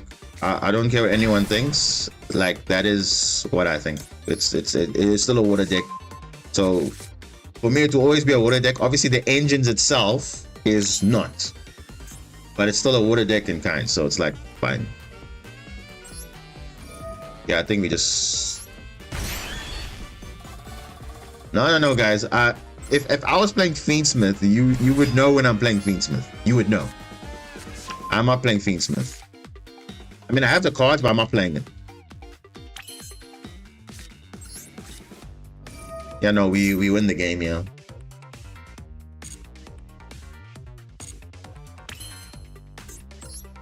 And we completely played around Full Loss. Completely. Yep.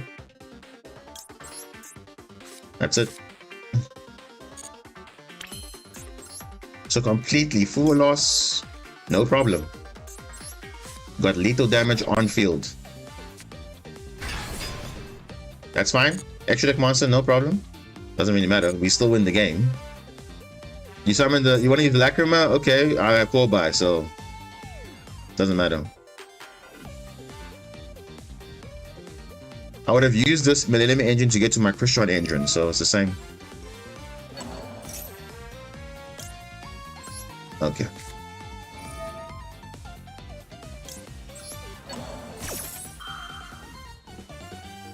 You have a Bastille? No, you don't, exactly.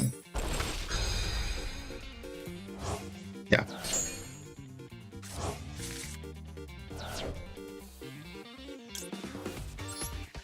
I mean, they can do it in battle phase, but I have Called by the Grave, so it doesn't really matter whether they do it in battle phase or main phase. Vela, bro, it doesn't do anything. I'm still... it doesn't do anything. Yeah. It doesn't do anything. It really doesn't.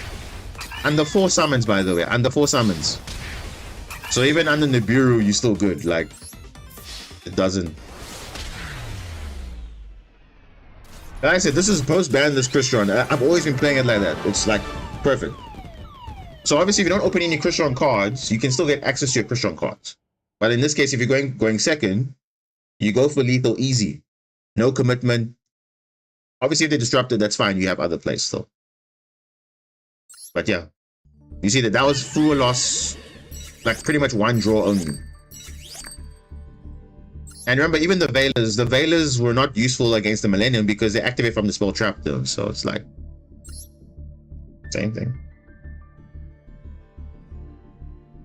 So yeah, it's not Fiendsmith, it's Christian, guys. Christian is the water deck. This is obviously you can play a lot of engines to make it a bit more resilient. So obviously if you open 0 Christian cards and your engine's like half whatever, you still have a decent presence on the field. So it's like, that's the only difference between the Murmur, Morensis, and the Christian, is that the restrictions are a little bit, like, look at this. This is already like full play, yeah, so it's like, yeah. I don't need Rise Art.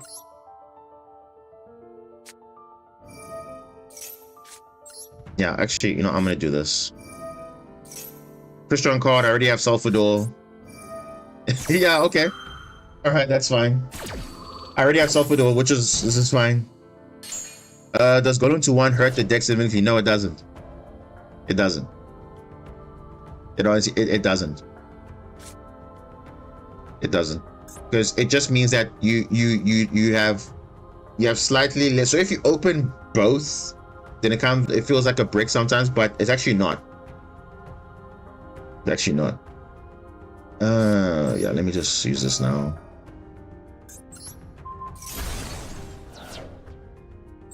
Yeah, this is, unless he has Ash, but he doesn't. He would have used it by now. So we're gonna go obviously the Thice Fern and the Trap.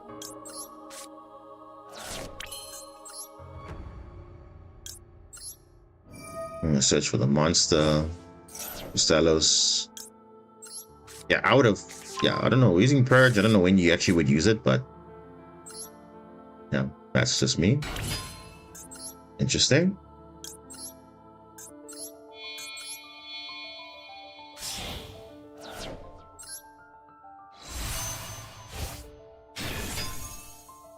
So they're probably playing Blue Eyes because no one plays Purge other than Blue Eyes.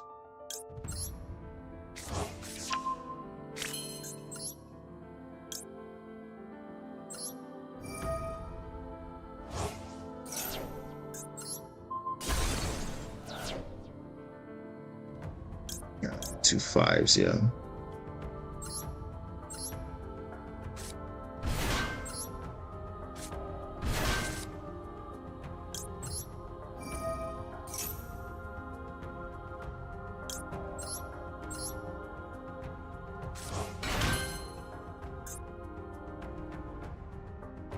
You know what I'm actually gonna do? I'm gonna do it this way, actually.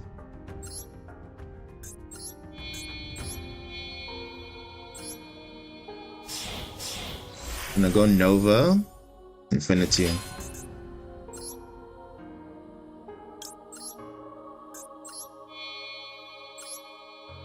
Then I'm gonna reborn the Skeletus, which is gonna be 2 pops actually. Because obviously the Tristalos can go into Dawn Dragster easily. Yeah, I think I'll do it this way. At 26, yeah, let's just do it that. Rhizard I don't need, but let's just send it. Yeah, let's just send it, and we'll send a non-Lido Dog, but yeah, we'll just send Happy, it's fine, it's a wind. And then yeah, that's it.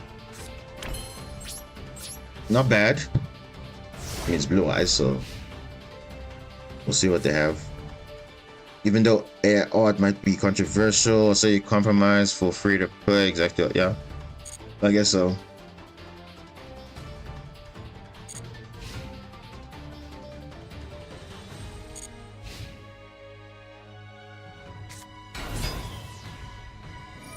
Ooh.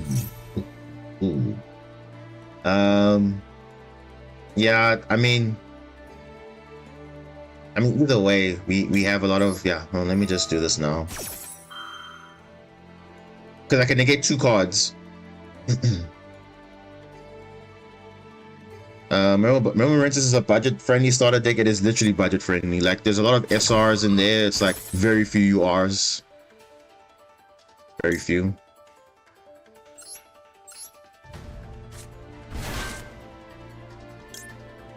Obviously, not taking into account your existing hand, your staple cards, it's really budget.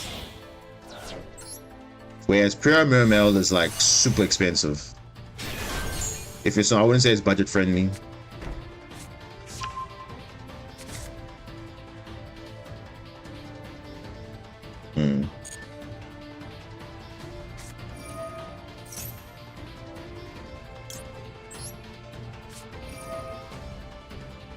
Yeah. And pop that. Pop another card because you control that Crusher on Synchro. We can pop those 2, yeah.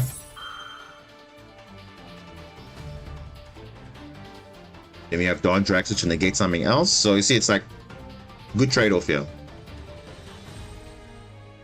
So this is exactly what Christian was doing in WCQ. Exactly this, because the M boards are ridiculous. Like, you have so much, you have so much disruption, and also you have follow-up. You have good recovery. It's like, this is literally why Christian was good, because it's a deck that doesn't lose to, like I said.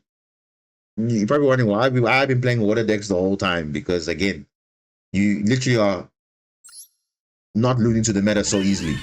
Because the meta's playing light and dark, you don't want to lose to light and dark. So it's like, why do that? Just play a deck that doesn't lose to that, and you're good to go. Or play a fire deck like Snake Eye or Rescue Ace or whatever.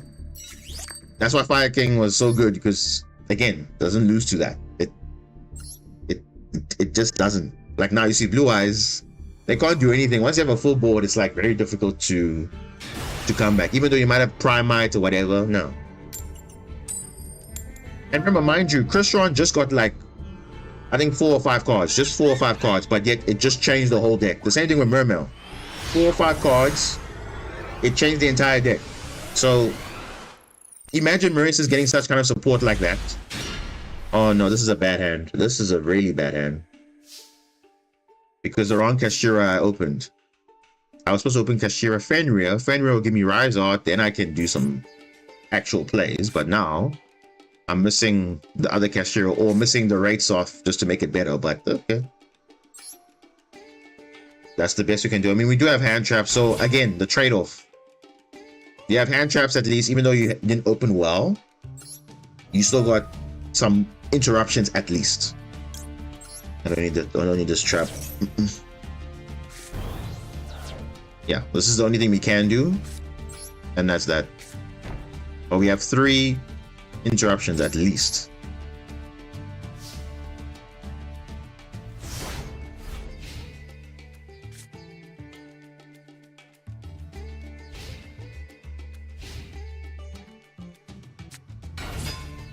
Oh, it's Tempai. Whoa.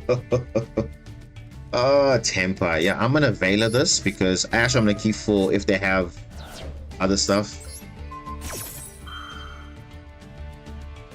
They probably have a call by. Oh, they don't. Okay. Yeah, if they have an Ash for the Kaiman, I just have Ash for it, so it's fine. Tempai, wow. Okay. Yep. You see? Difference between using Veiler, using Ash. This is why. Because Veiler you can't use in battle phase. Ash you can use anyway. This is why. When to use Veiler, when to use Ash. And then that's it. No place. There we go. What are these? Board breakers. Yeah, they're probably imperms and whatever. Yeah, it's probably imperm. Give us something good, like a Smigo. Sarcophagus. Ah, you know what? Not the best draw, but honestly not the best. Honestly not the best, because now I don't have enough. I don't have 2 discards to do something. If I kept the call by, maybe, but I mean, yeah, this is the best I can do actually. I can just send this out. The card is not going to be relevant right now.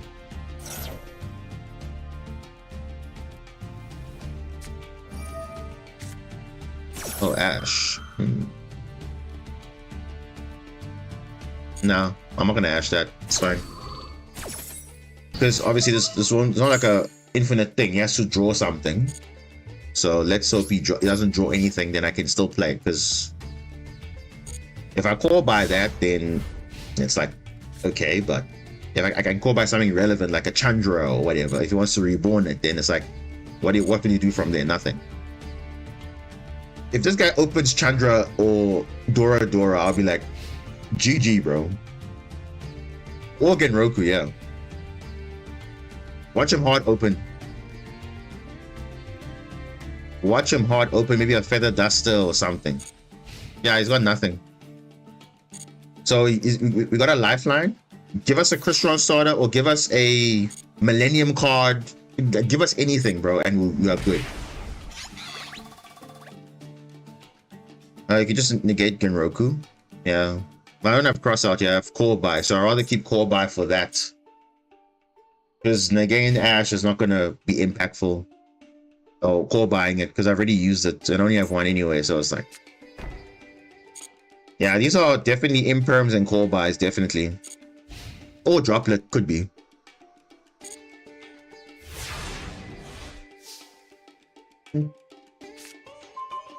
Wow. Drawn Lockbird. That's so nice against Tempai. Wow. No, it's fine. Luckily, Horus cards we can play through this. So we can just discard what we don't need, and it's fine. Yeah. So we can send. Now, if he has a call by, he'll probably use it on this. So I think we're gonna send them Seti because we already got 1 sarcophagus already. Oh. No call by. Yeah, it's fine. And if he has droplet, we can use the sarcophagus to send it anyway. So it's like perfectly fine because it's damage step also.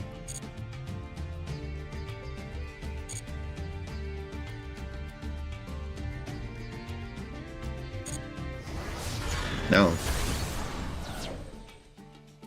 Obviously, he takes no damage because it's a fire. He takes no damage because obviously it's an effect, so that's why he didn't take damage. But yeah, so now, if he opens another Pydra, we can now call by the Pydra. Why'd you not send it? No, I wanted to see if he had a droplet, because if he has a droplet, I can chain to it and then I can use it. But yeah, it didn't. I mean, whether I sent it or not, they were not taking damage anyway, so it doesn't really make a difference whether I use it or not. Oh, all right, let's see. What did he open?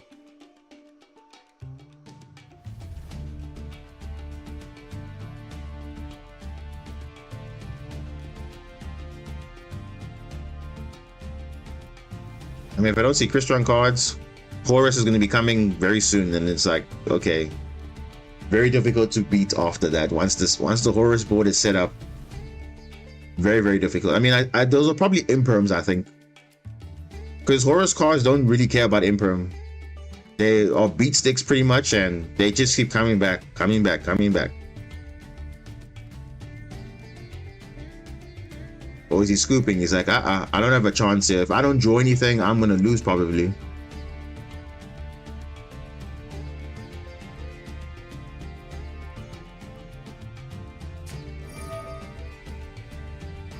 Okay, it was Imperm as I predicted. I mean, okay.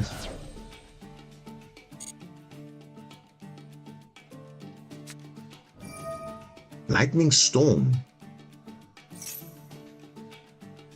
Destroy all spell and traps.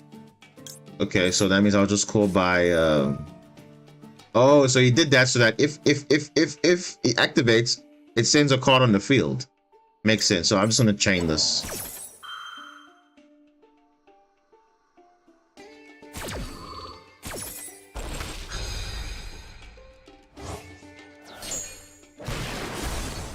Yeah, it's fine.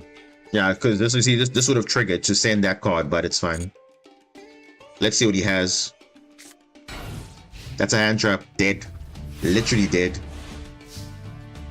That's literally a hand trap. Oh, and I dropped it for ourselves. That's also nice. Really, really nice.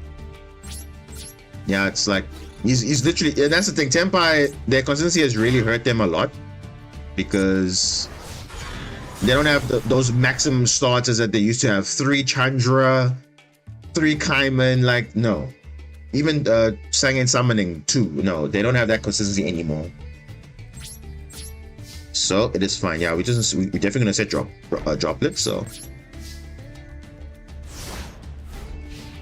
and I think that's another Imperm there, because he's not called by anything. He's just like, okay, well, yeah. I mean, we literally are in beatdown mode, yo. Terratop. Actually, it's actually not bad actually, because it activates on normal summon as well, so it's actually not bad. We can kind of get Kushon combo here if we can resolve it, but if he negates it, it's fine. He's in beatdown mode. Yeah, this is fine. It's more bodies on field, and he's just under pressure now. Yeah, this is not the bad. It wasn't a bad draw, but I mean, he's literally in beatdown mode, like, or top deck mode rather. Because whatever he wants to add or whatever, we have dropped it to negate, so I think we're fine. Even Chandra, we can negate Chandra before he even decides to activate. And we can use droplet in the damage step if he wants to, you know, wait for that. Yeah, he's literally like top deck mode. Another droplet, okay. You see, I feel this is an ass, so I feel like I'm not gonna attack with the big one. I'll attack with the small one because, or with the big one. Okay, it's Perilia. Okay, that's fine, but I don't want to take that chance. It's probably an Ash or whatever. So, we'll rather attack with the big attack monster, and that's it. Do I set another droplet? Nah, I don't think so, because literally, what can he top deck that requires 2 droplets? I don't think so. I mean, if he doesn't top deck anything good.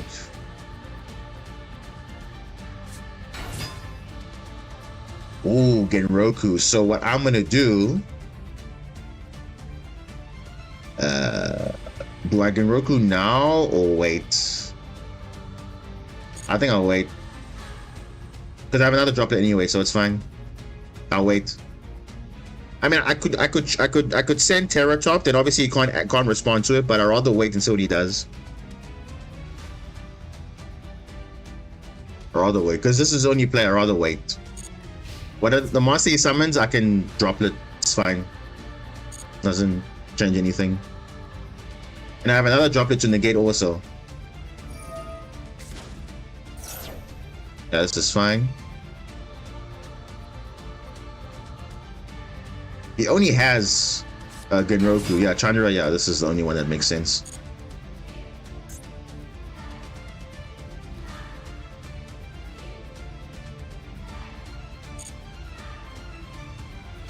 Wait.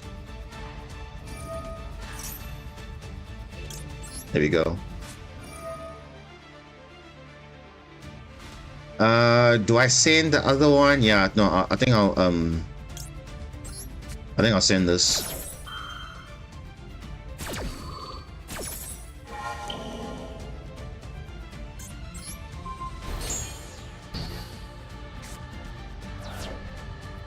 Yeah. Wait, how does droplet change to Chandra? Remember, if you change the, because remember this changes the attack of a monster. So damage step, if you're changing the attack, you can activate in the damage step. Benrio.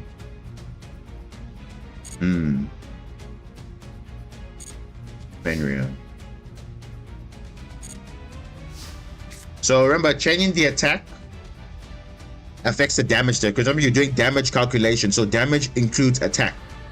So imperm you can't change because it doesn't impact the attack change. You're negating a monster effect, which you can't. That doesn't impact the damage step. It impacts the battle step, but not the damage step. Because remember, damage involves attack. So that is why. So like now here, it's asking all the time. But if I have my chain link on, it'll ask me every step. So like you see right now we're in the battle step. Nothing's happening. Nothing's happening. Damage step number 1, he wants to activate. I'm changing the attack. Droplet says you change the attack, so you can't activate in the damage step. Because this is the start of the damage step, then obviously damage calculation will ask you again before it does the actual attack numbers, and you can change it from there. So now I can respond to it.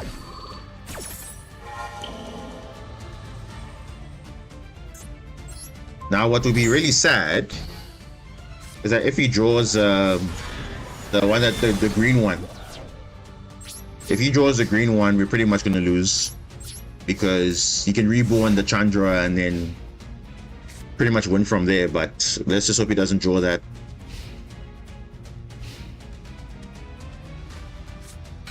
Okay, he didn't. Yeah, so you have to imprint Chandra in the battle step. You have to imprint in the battle step. You cannot imprint in the damage step. Oh, Nibiru, seriously, bro? Like, what are you, bro? Nibiru, no.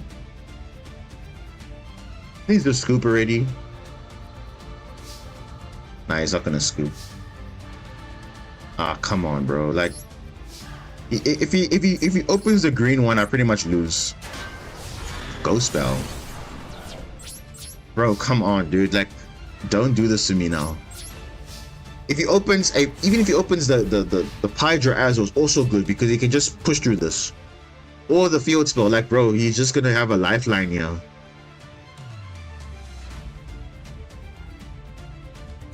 Wow. Come on. Yes. Come on. Just give me any monster, bro. Any monster, I'll be fine. Any monster that's not Nibiru, obviously. Yes. Citri, yes, thank you. I mean, it's not much, but it can reborn a level, a non-tuner, and it can synchro summon. That is good enough for me. What can we go into here?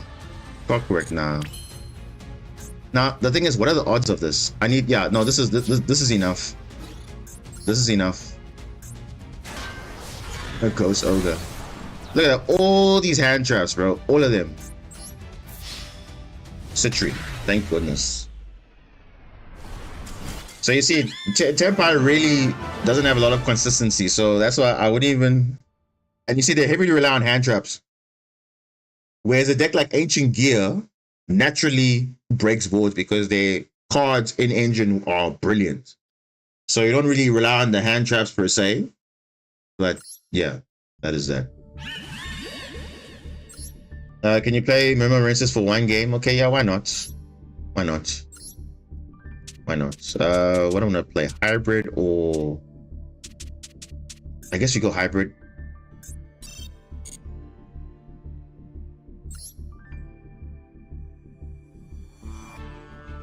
Why not?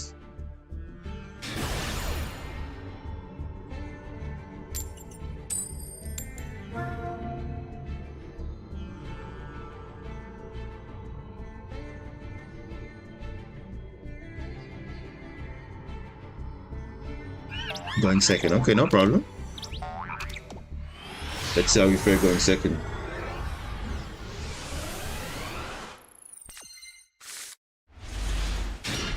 Good hand. Good hand.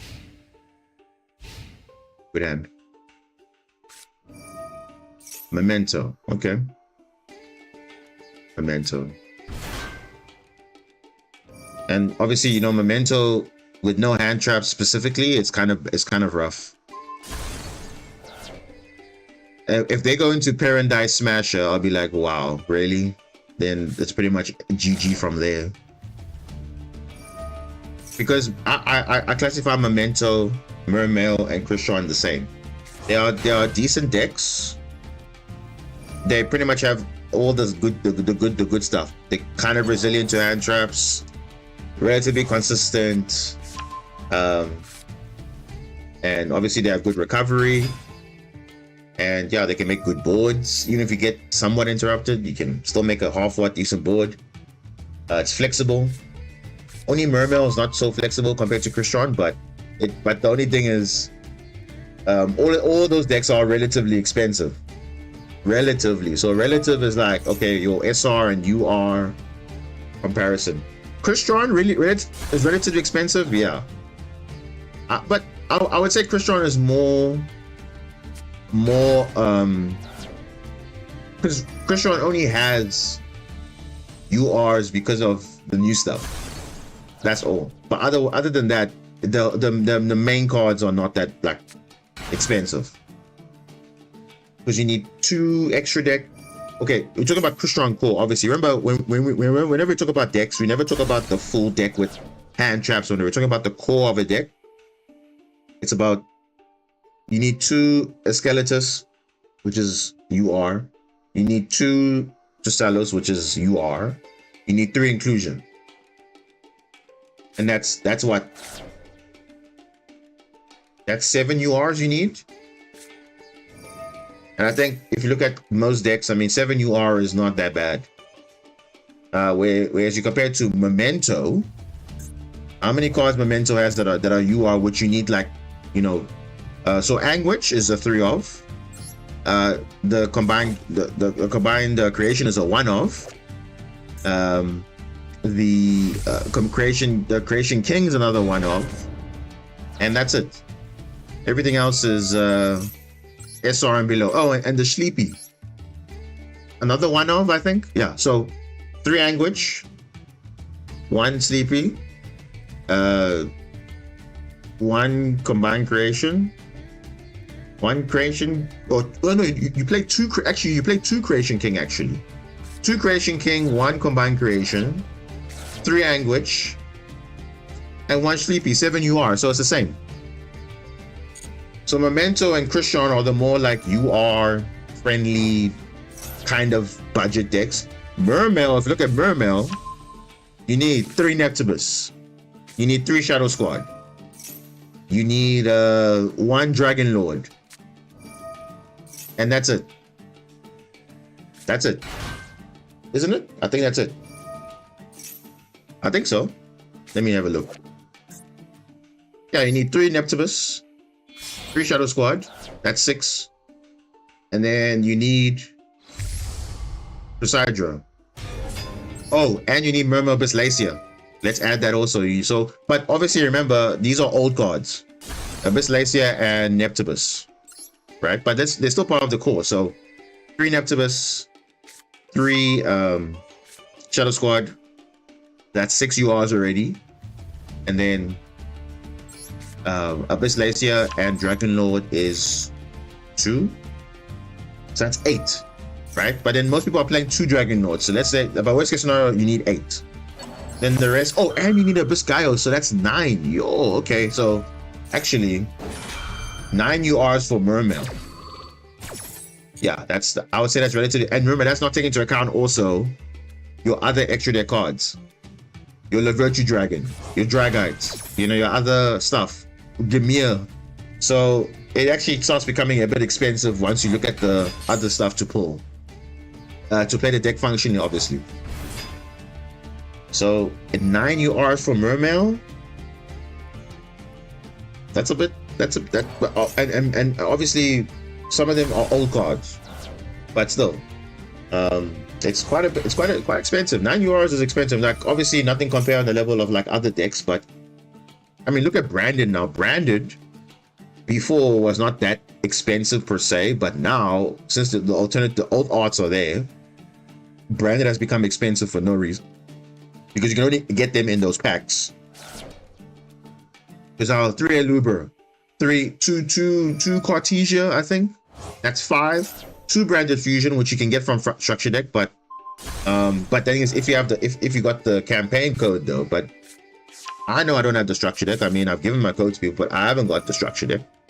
I had to obviously craft it or whatever, but I mean, you do get up to 3 Structure Decks, so effectively you've got your Branded Fusions, you've got your thing, but the alternative arts makes it more expensive. Obviously the other stuff is not, but because the SR and below, only Blazing Cartesias you are still, but that's fine.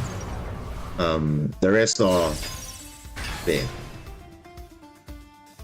So Branded is kind of somewhat also the same experience. Mirror Jade, and remember the core of Branded that we're talking about, like it's actually also kind of up there in terms of URs, but I mean, yeah,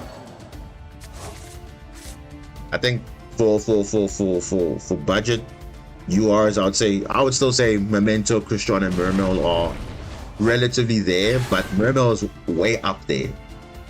So if I had to rank, I would say Crystron, Mermail, or Crystron, Memento, and Mermail, from more accessible to like in terms of getting URs to the highest. Okay, what is this end board? Oh my goodness. Oh, Drone Lockbird. Where were you like a turn ago? Okay. Like, wow. Okay. Oh, that's gonna help me so much. Okay, what did he have? Memento Fusion. He set that over there. I don't know what these other 2 cards are. He's got Masterina. He's got Combined Creation, Creation King. And he's got the Horn Dragon to be an additional disruption if it gets destroyed. So first things first, we're gonna Dark Ruler.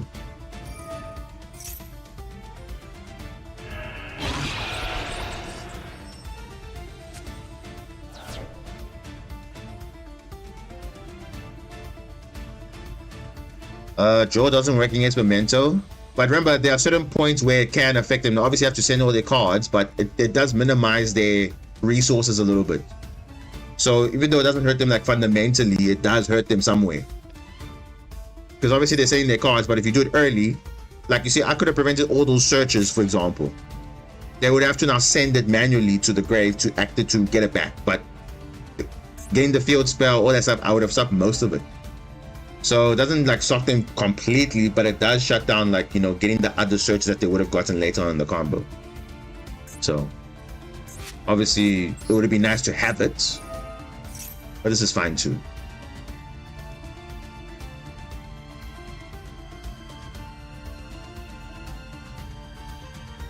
Add from deck to hand. Yeah.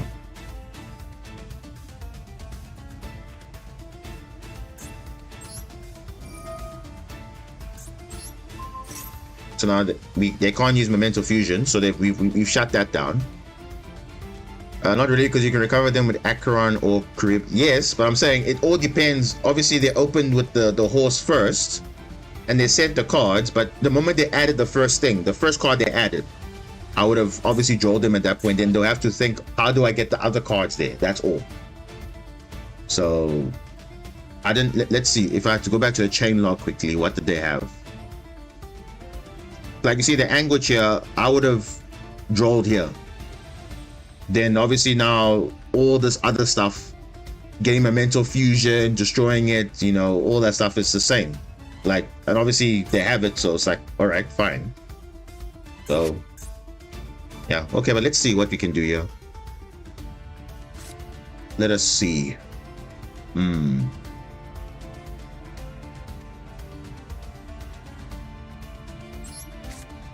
I don't want to just start with this. Get a feel of what's happening.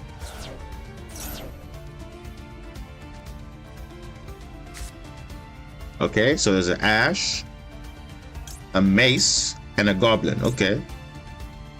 So that's going to be a bit of an issue because obviously they do control the combined creation, so you can still take control of a monster if need be. The Ash, honestly, I couldn't really care less about Ash, but it's rather these I must worry about.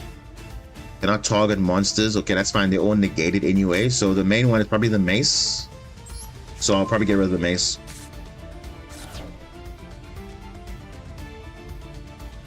That's what I consider to be more high impact.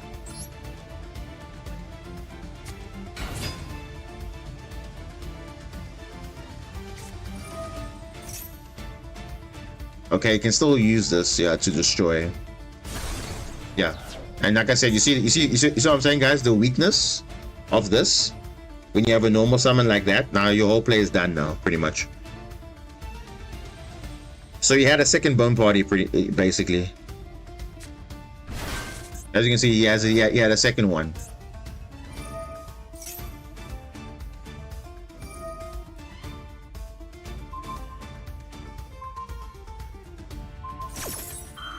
Okay, yeah.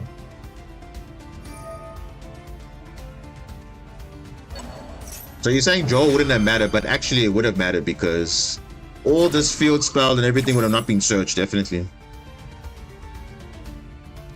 Definitely would have not been searched, and all this would have been prevented a little bit. That's fine. Our hand wasn't that great anyway, because again, the first thing the normal summon they destroyed, and it's pretty much done from there.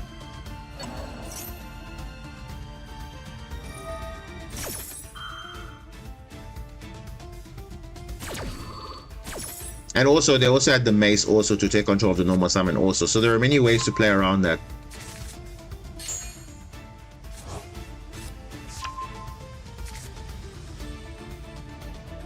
Oh, and they added it back with Droll. Kind of useless now at this point. Yeah, I know. It was done. They had a custom hand. Like literally, they had the second bone party, and that was it. Because I think Joel would have made a difference. You might not think so, but I think it would have made a difference in that matchup. I think it would have made a difference.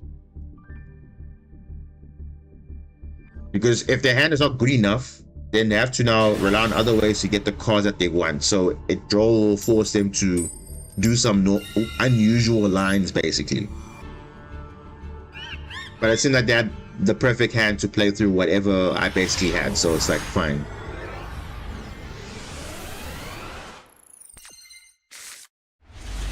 Oh, come on, bro. What? Pascalis is at 1, bro. 1 Pascalis, and yet you still see Pascalis. Interesting. Very interesting. And now if I get Imperm there, then my turn is over, pretty much.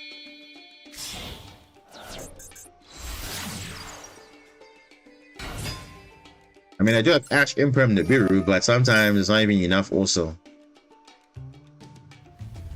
Because this is not hand trap resilient. As you can see, look at that. Not hand trap resilient at all. Whereas a Neptibus doesn't care about Vela. Doesn't care about this.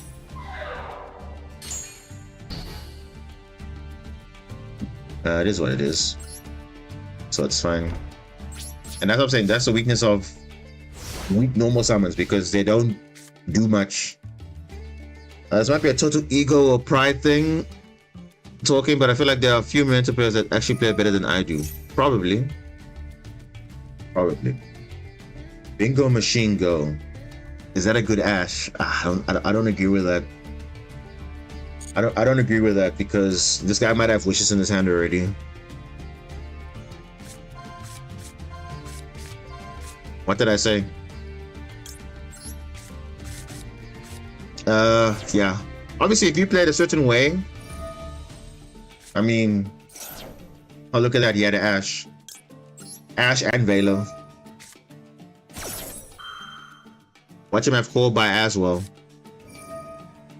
Bro, literally custom hand, bro. Literally custom hand. There's gonna be the the billionth Blue Eyes player, yeah. I mean, people are still playing Blue Eyes. The Spike Maiden going to 2 and Sage, they still have Blue Eyes. Because again, if you're not playing Blue Eyes, they're playing that. So it's like, okay.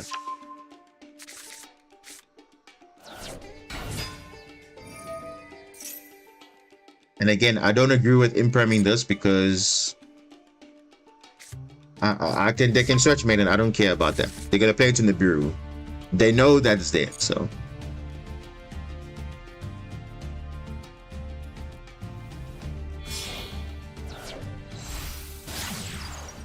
Yeah, this is the negate I want to do.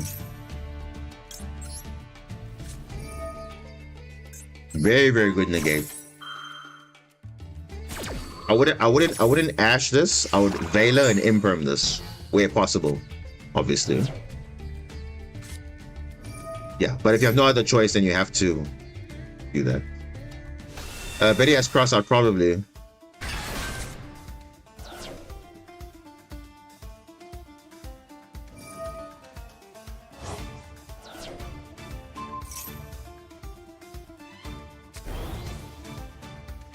Now, why didn't he activate Maiden of White first before going to that? Because he could have gotten Maiden on field, but okay.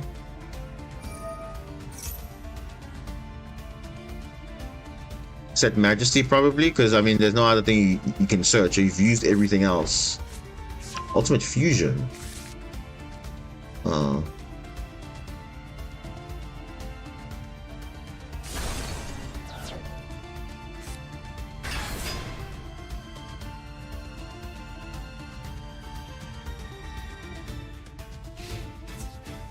Okay.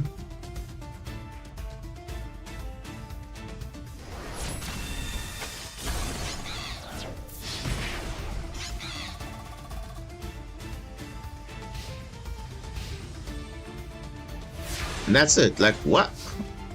He probably has Veilers, probably. Speaking of Basilima, that actually is not a bad draw, actually.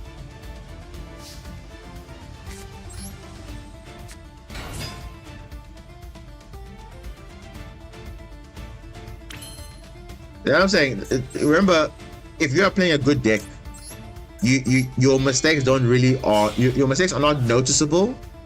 But if you're playing a deck like mine, you will notice the mistakes.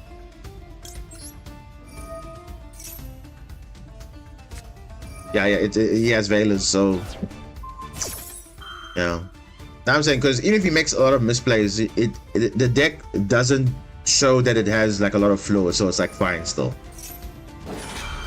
Whereas in mine, if I mess up, it will clearly show, hey, you could have done this, and then you mess up, and then that's it, because it is what it is.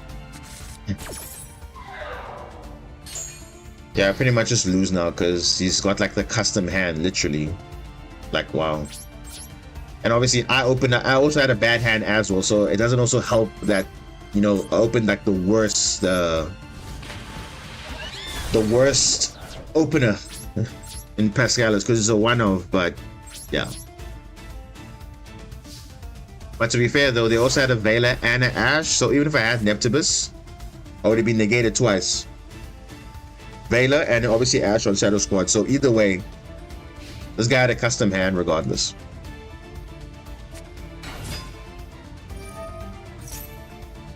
Yeah, no. This is unfortunately not my matchup. Because Blue Eyes somehow that was it. Even go back to it, Blue Eyes was actually like, you know, was meta obviously. Like that's what they were doing. They might not even open the best hand, but somehow they draw everything that they have, which is interesting because it's like, wow. They don't get really punished for that, but for us, if you don't draw nice, we get punished hard. So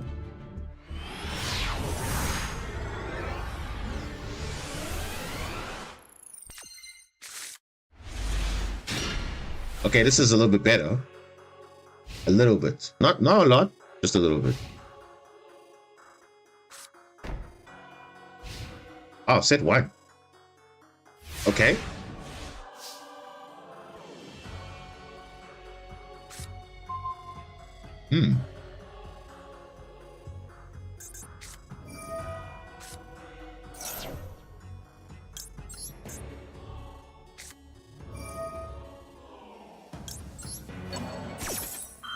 Birthday one card, I guess. I mean, yeah, it's probably imperm.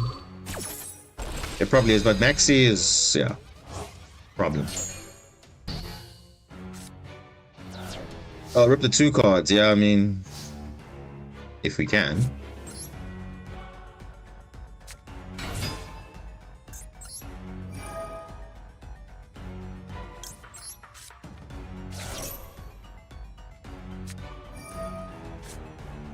Of course you will Ash that, of course you will, but I already have Dragoon, so sucks on you.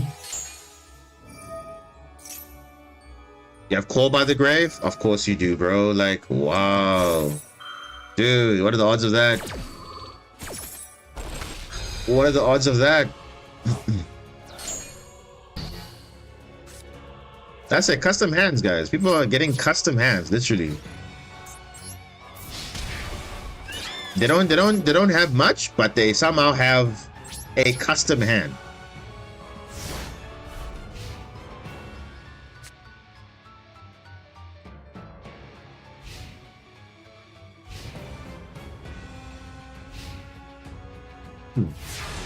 Okay.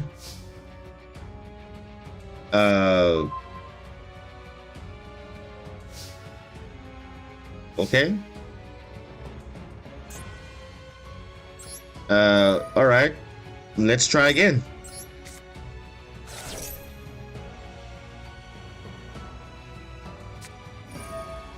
Again, I don't care because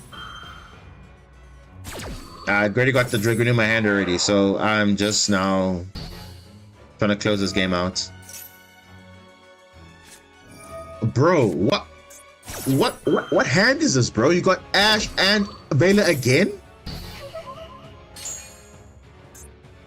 Bro, what are the odds of that, dude? Wow.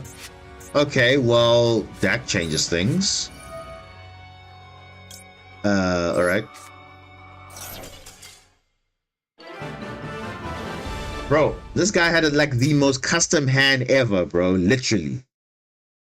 How is that even possible? The guy had Maxi, Call by the Grave, Ash, a fake Vela, another Ash. Bro, what are the odds of that?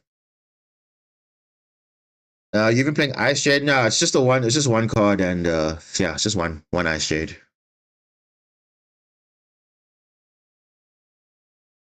Just unnatural fortune. Yeah, look, obviously, beyond that, once you have your setup, you don't really care anymore because your setup is so much established that you don't even care if you get hand trap after that, because your engine is so limited. Because unlike Fiendsmith, which can recycle itself, Mermail cannot recycle itself. If Mermail could recycle consistently,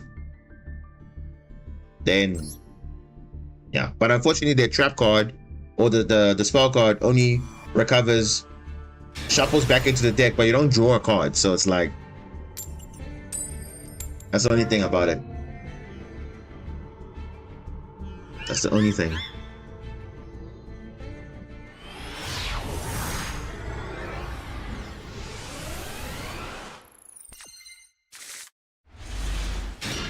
Oh, bro, what is it? Bro, what kind of hand is this, bro? Wow.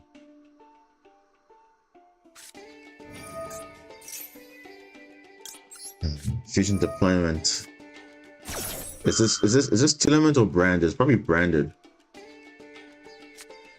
Yeah. They got Ash, it's fine. We need a water monster that is either a Shadow Squad or a Dragoon. Then we're fine. We're literally okay. If we're not, then Pachis, yeah, it's probably, yeah, it's branded. It is branded.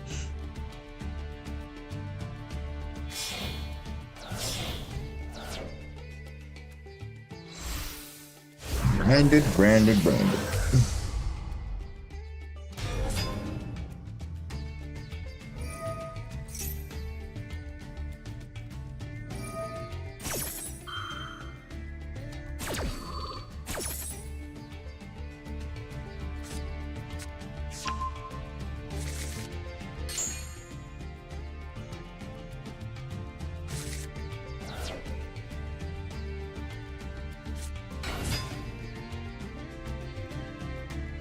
Okay.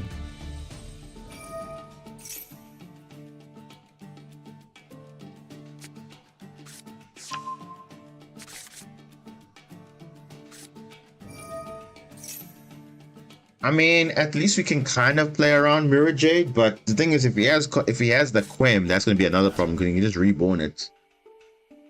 So that's the only major thing. Other than that, I think we'll kind of be fine. Let me go and come back and see if he's not back, but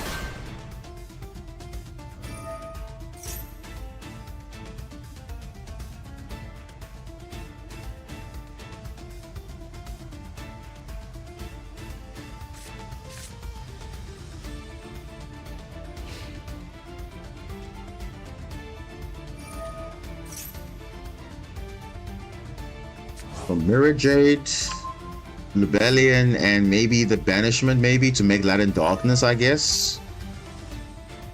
Huh. Okay. We need a low-level monster so we can search a higher. Oh, wait. Branded Retribution? Whoa. Okay, there's the Quim coming now from Dogmatica. What's this thing? What is this card's name now? Titanic Clad, yeah. Titanic Clad.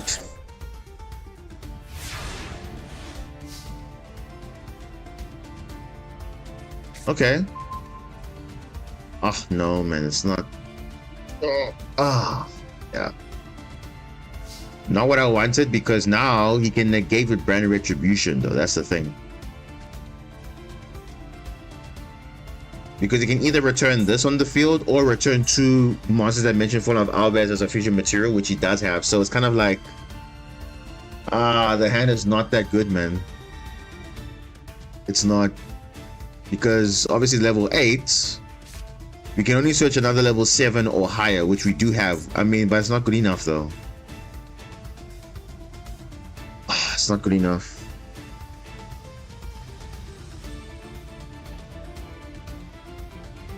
No, it's not good enough. Don't play Ice Jet. No, it's not about that. The problem is he has a disruption for that. That's the thing. Even if I search for Sidra here, you can just negate it with... Okay, let me just show you guys something. Even if I search for Sidra, you can still negate it.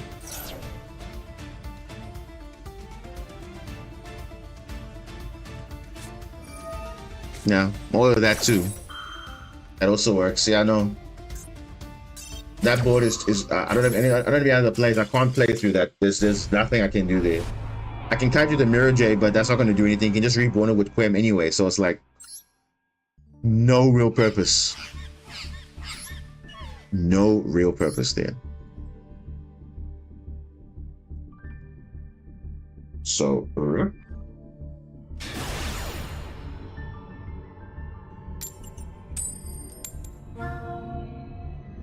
oh well, it's fine.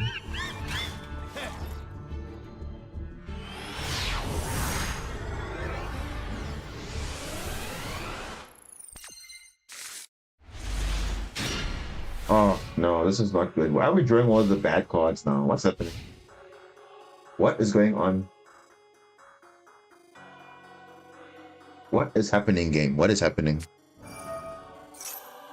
Speaking of Millennium,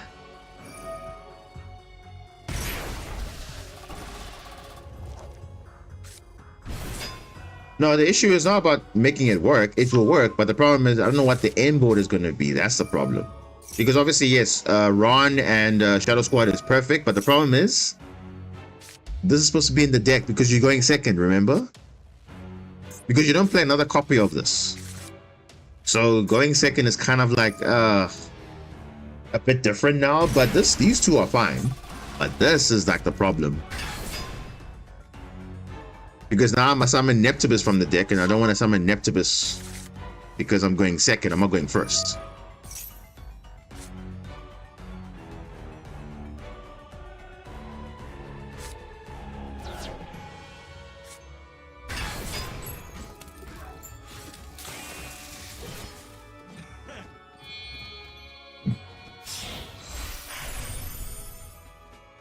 I never really rely on that. I usually not going. I mean, yeah, obviously, I'm not saying. Oh, bro. Okay, Basilium is in the grave. That's fine. That's okay. They're playing Snake Eyes. They're playing Snake Eyes because the bonfire was milled. So they're definitely playing Snake Eyes somehow.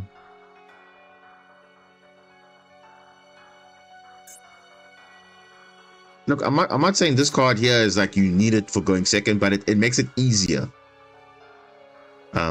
Because obviously you don't want to commit to, like, it also plays around your normal summon quite nice. Unless you did normal summon Neptibus, but in this case here, this would have played around your normal summon perfectly.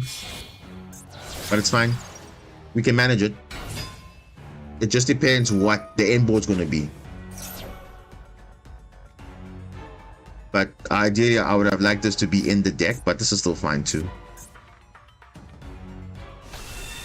If we get a Marincess monster, that would be great, because then we can, like, kind of, you know, try and break the board if we can not resolve evenly match, and then, yeah, we'll be fine, I guess. But at this rate, I'm pretty sure he's opened a Snake Eye card, and it's like, okay, we're not done yet. We're making Apollo or whatever. And then it definitely going to be a problem.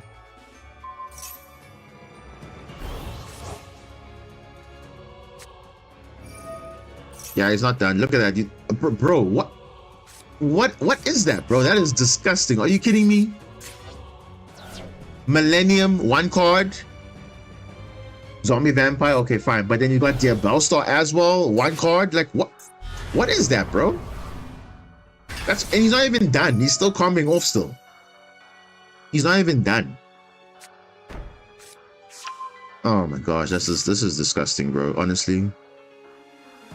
So if I had hand traps, I'm baiting it out on Fiendsmith and Millennium, but yet he still has Diabellstar or the Wanted just there. Like, okay. Look at that.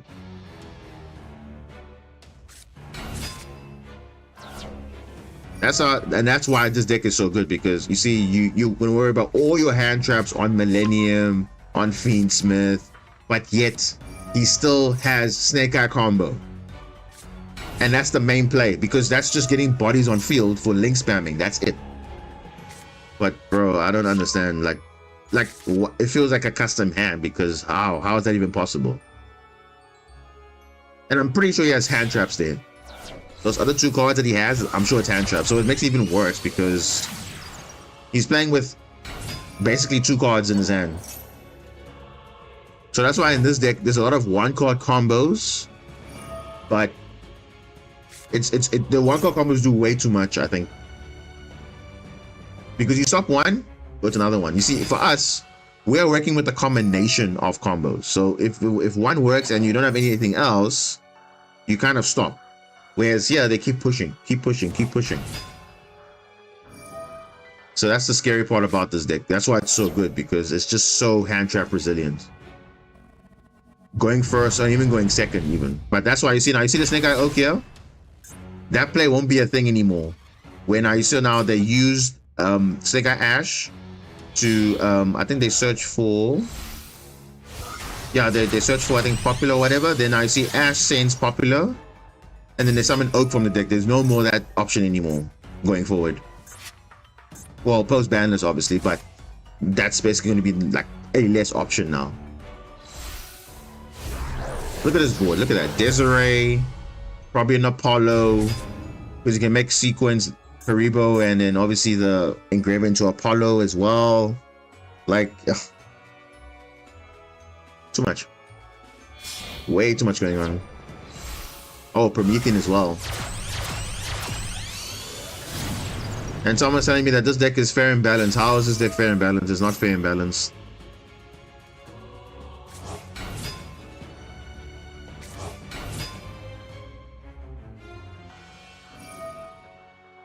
Oh, and I just realized also Flamebird also becomes a little bit weaker because now you only have two targets for level 1s. Look at that, negating your own Promethean just to make Apollo. That is so disgusting, bro. Like, what even is that? Like, you know it's that bad when they actually will negate their own Promethean because obviously there's a lock on the field.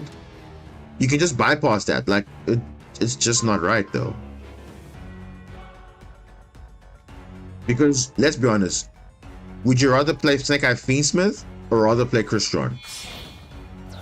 I don't think Crystron is that extreme, though. I don't think so. It's a very linear deck. Crystron is so linear. You can memorize the combos on top of your head. This one is like, okay, if I get disrupted here, I can do this. I can get disrupted here, I can do this. Like, look at this end board, bro. It's like ridiculous.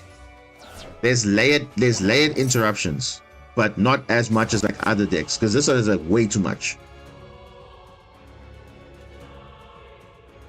Because the only hand trap that stops this deck is Full Loss or Maxi. That's it. That's the only way this deck can stop. Like you saw in the other duel, Full Loss was enough. They didn't want to continue. That's the only card that stops this. I choose neither. And I'd rather play something that doesn't need a normal summon. Crystron doesn't need normal summon. Crystron doesn't need normal summon. Because even Murmur Morensis, as much as it's a good version, you still have to normal summon somehow. So it hasn't completely fixed the issue of okay playing around the normal summon. Crystron played as just fine. Well, I'm saying I'm not playing Crystron though. Yeah, obviously that's obviously up to the person if they want to play Crystron or not. But for me, that's like the other. That's the one deck that actually fixes the issue.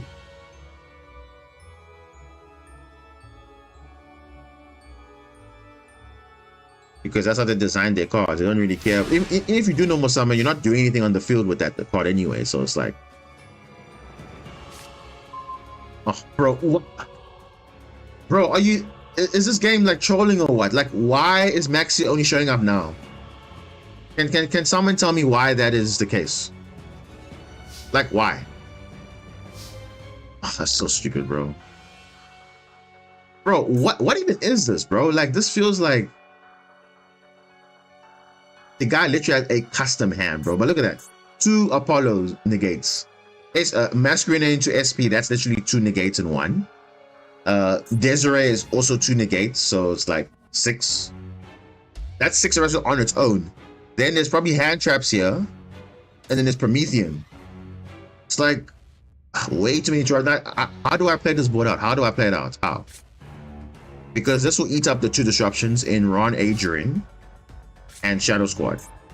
Then I still have Masquerina to worry about. Then I still have Desiree to worry about. Then I still have like, whoa. And then Maxi is now coming late to the party. I don't understand. Even your match will get negated, obviously. But it's, you see, I don't have a good hand here. How do I play into this? I can't. Because Maxi decides to show up so late. Like, wow. I'm sure these are hand traps. These are definitely like an Ash or a Veiler, just to add more layers to it. Like, it's just ridiculous, bro.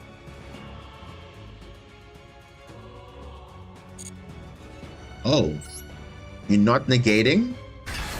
You see, it's so bad because they don't even care about this, bro. That's how bad it is. They don't even care. They got way too many interruptions to worry about. Way too many. Disgusting, honestly. Yeah. It's crazy, yeah. Actually insane.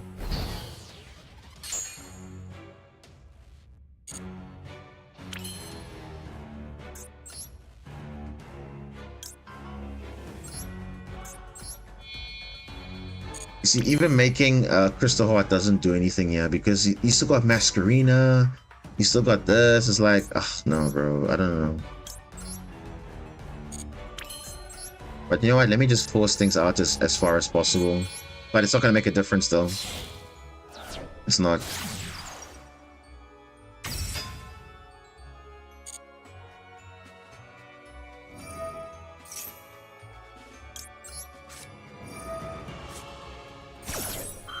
If he has Ash, I'll be like, wow, bro, custom hand, literally. No. You see, the thing is, this guy never had Ash in the previous turn. So I don't understand why Maxi is now showing up late in the duel. He never had Ash for it. Bro, that's crazy though. Wow. Aqua. Okay, Aqua Angel, okay. Okay.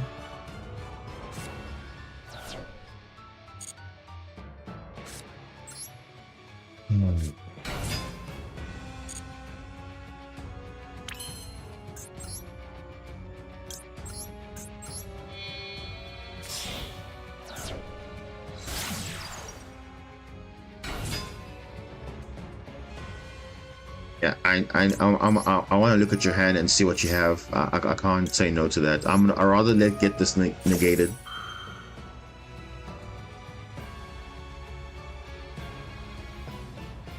Yeah, you see, he just doesn't care, bro. Like, he's just got like, he doesn't care. He literally doesn't care.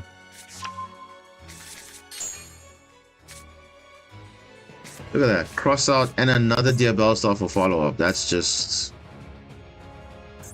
It's actually insane though. He had a so you know what's funny?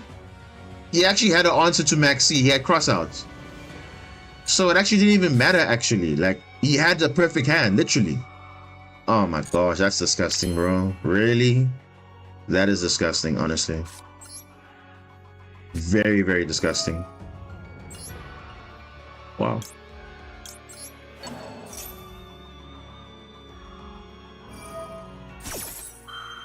Okay, now I can force out evenly, bro. Can you tell me how this guy isn't cheating if he isn't actually? I don't even know. I honestly can't tell you because this guy's got a custom, literally a custom hand, bro. Custom hand.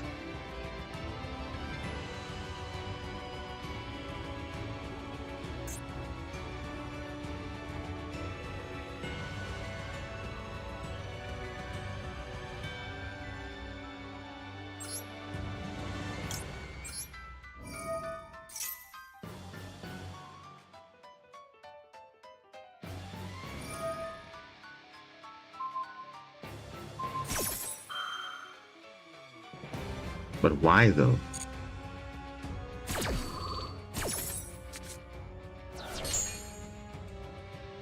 You can't even use Promethean because there's no fire monster. I'm just realizing now there's no fire monster. Okay, I need to force out evenly here.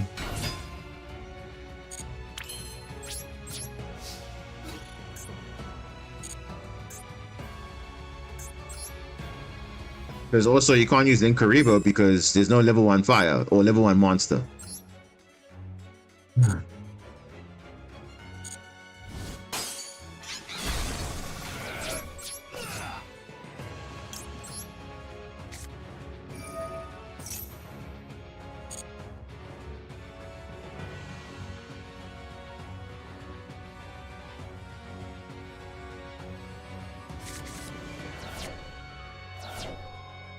Yeah, Desert is pretty much useless. Unless it's in the grave, but not doing anything. I mean, he does get his Little Knight, but what's Little Knight doing? Not doing much. I'll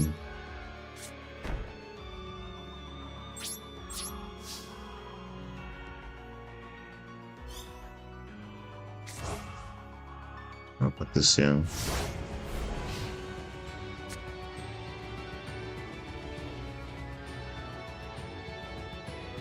And the thing is, he has cross out, so he's probably just gonna call by my cross out anyway. Or cross out call by.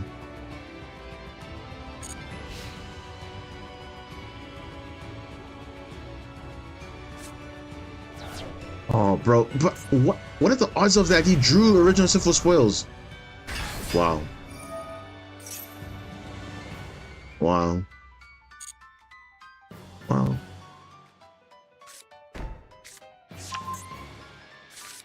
So Vera, okay.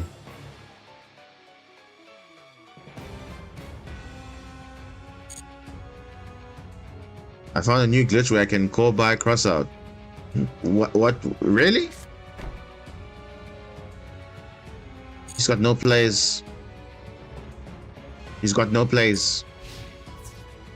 0.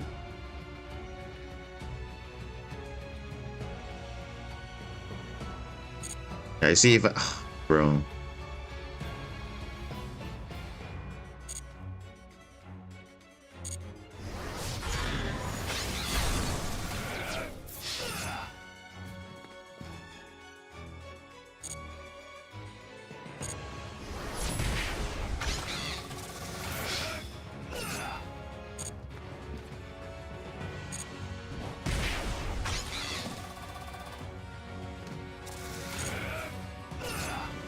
Bro, I'm so annoyed because this guy had like the most perfect hand you could ask for.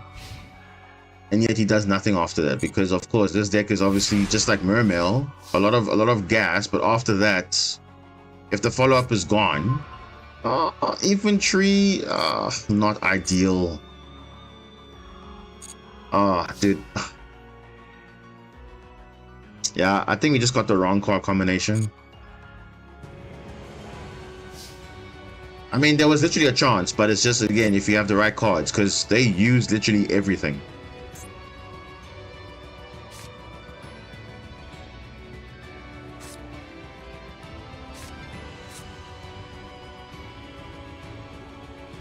And this can only reborn a Mermail if you summon it with an effect of a Mermail, so...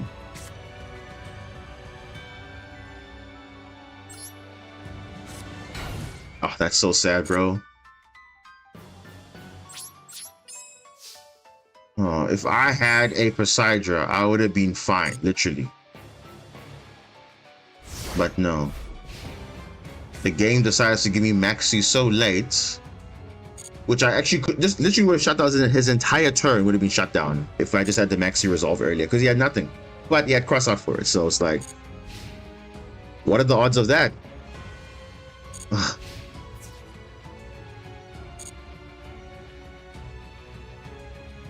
Yeah, he just wins.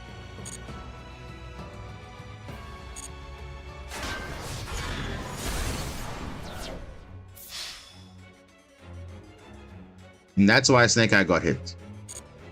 This is why. I mean, yes, it didn't touch Fiendsmith, which is a bit sad, but at least they killed Snake Eye. The Snake Eye part. That's the main part. Because you see, that's the one that is the main play, not the Fiendsmith, not the Millennium. The Snake Eye play was the main play. It was always that. It was never the other way around. Oh, that's so sad though. That's fine. That matchup, like it just, it's an example why they're banning it. I don't know. Honestly, I don't know, because remember they're looking at it as, oh, but now I thought you guys wanted to kill Snake Eye, not Fiendsmith. But I think Fiendsmith as an engine is still kind of like strong still. Because the fact that it's probably the only engine in the game that can shuffle itself back and reset.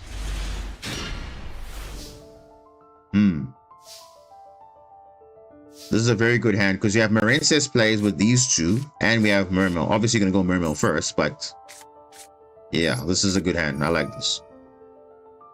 At least yeah, we can make some plays here. Oh! What? They got Troll. Oh, okay. Troll, huh? Okay, well, we can kind of play around that. We can. Droll. Yeah, you see, the problem is if they had one draw, obviously I'll take out the draw, but the fact that they have a second one, yeah, the hand is kind of whatever it is doesn't really matter. So it's like, okay. All right, well, we know you have draw, so it's fine.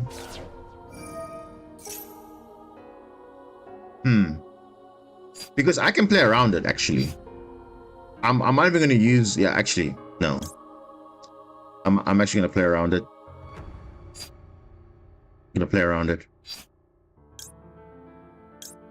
Gonna only search my Marincis wave. Yeah, this is actually better. Because I know he has it. Yeah, this is better. And also, I haven't used my normal summon. Which actually I will... Yeah. I'll actually will just keep... I'll just... Actually... Yeah, I will... Yeah, this is fine. This will give me two things. Follow up as well. Yeah, this is fine, yeah. This is fine. Conscious, yeah, I can discard Ice Barrier. Ice Barrier can play into draw. No, it doesn't. It sends the card to the graveyard. Doesn't add to the hand from the deck. Because remember, Joel says if you add from the main deck to your hand, not from the graveyard. So Ice Barrier technically plays around draw, technically. So, yeah. Yeah, this is better. Way better.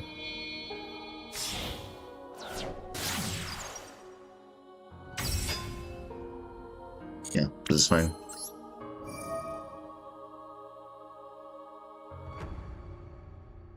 Even the minstrel plays around draw as well, but I'm not gonna do that.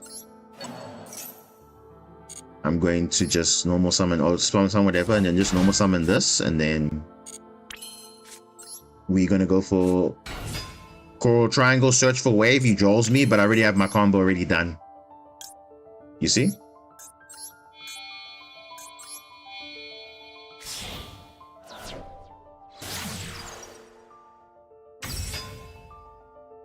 Yeah, this is fine.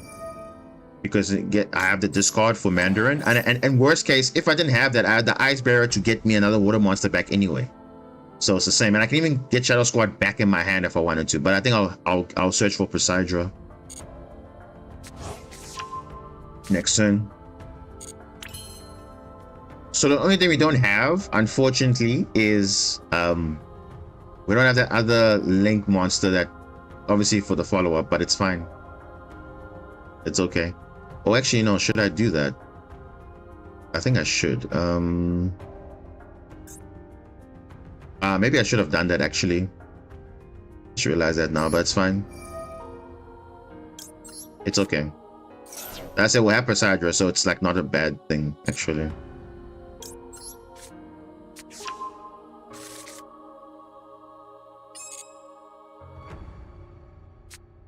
Yeah, you see? Now, obviously, if he had not the second draw, would have been totally fine. But because he had a two draws, obviously, this is what we can do. So it's just fine. Yeah, I'm actually gonna do this now. Actually, I'm gonna get that Link one because for Coral Triangle to be resolved, you need to have Link monsters that equal 3. So this actually is still good. Even though it's extra bodies. We don't have a choice, so obviously don't search this one.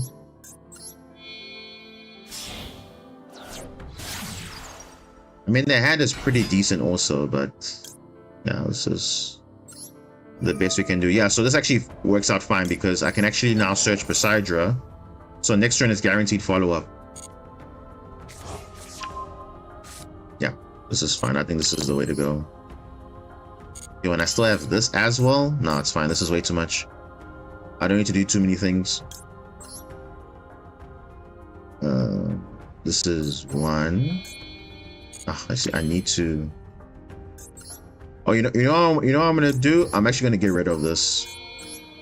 I'll get rid of this on the field for the draw one next turn. I don't want to play into Super Poly. Yeah, let's just do that. So yeah, I'm actually sorted now. I'm actually sorted. Yeah. Yeah, this is fine.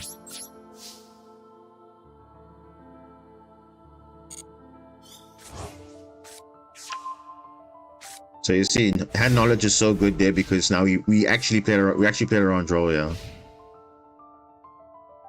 They can't just Super before you even do it. I mean, this is, if they would have done it, they would have done it by now, but they haven't, so it's fine. I'll just get rid of it. Cross out, okay. That's good for Nibiru next turn if we go for lethal here. But I think we should be fine.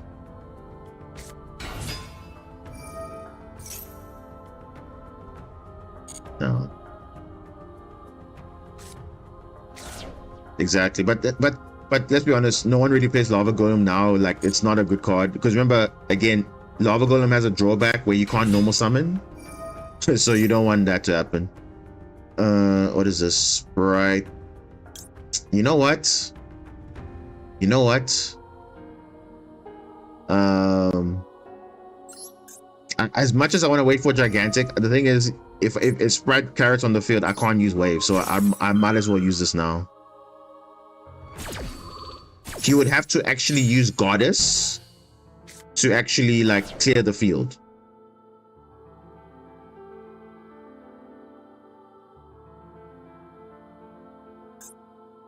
He still has plays, but obviously now this is like the Fiendsmith. Oh my gosh, seriously, bro, really? He's like, screw the rules. I'm just gonna play whatever now because Sprite can do that now, full power. Never seen before, Sprite Fiendsmith.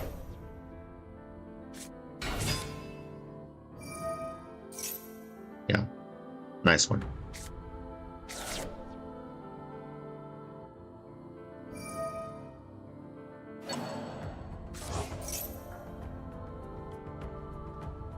Yeah, that's what I'm saying. Bro, Moon of Close Heaven actually should have actually been banned because that actually is the one that is enabling all these Fiendsmith lines where you don't actually have a Fiendsmith card.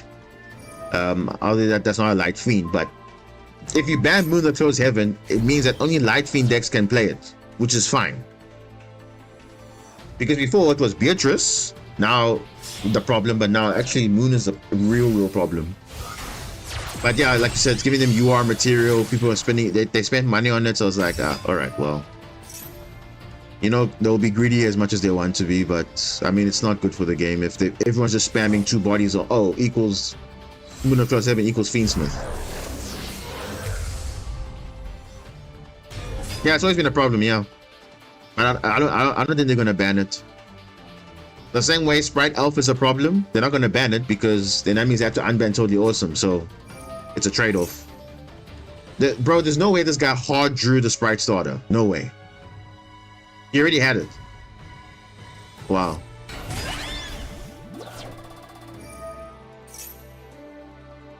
Yeah, no, at least I'm fine because I know I have follow-up, so I'm good.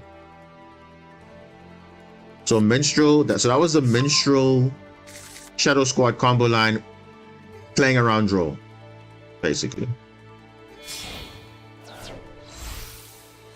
But obviously, if there was only one draw in the hand, would have been full combo, like literally full combo. Unless they clear this turn, I don't think so. I don't think so. They have to commit a lot of resources for that. I don't think they're going to be doing that. Maybe they will, maybe they won't. I don't know. But maybe, yeah. Even then, Underworld Goddess won't even be enough. But let's see what they do. Because remember, they can't use this. They're going to use, yeah.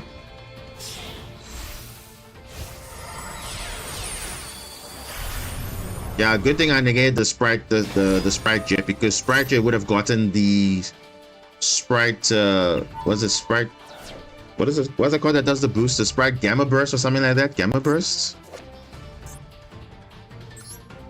Gamma Bursts? Yeah, Sprite Gamma Burst, yeah, to boost up the Link 2s and level 2s and all that, so That would have been an OTK definitely, but I don't think this is an OTK.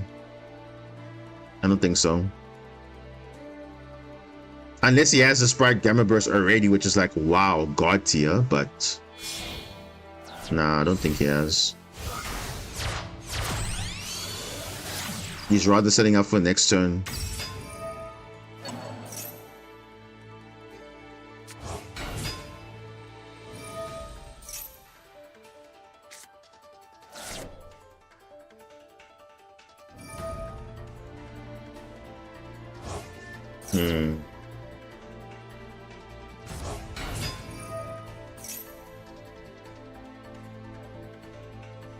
Oh, why did you do that? Because now you can't kill me anymore now. Now you have to make Goddess now. But now the thing is you can't because he used the Sprite starter, which locks him out of level 2 rank 2s. So Goddess is out of the question. You can't use Goddess now. He has to kill me with this. But now, obviously you can't do that. So now he's just doing the follow-up turn. That's it. So he definitely survived a turn. Yeah. You can't do anything there, unfortunately. So all we know is he has draw. But technically we can play around it because we have cross out. So this is Call by the Grave and draw. That's the only thing. Really? Foolish Burial? Really? Now? But late for that. Yeah, they locked themselves. Remember, the idea was to go for game, but now they can't, so. And I was unaffected, so they couldn't really do anything there. Yeah, I'll definitely do that. Yeah, I'll definitely get rid of that.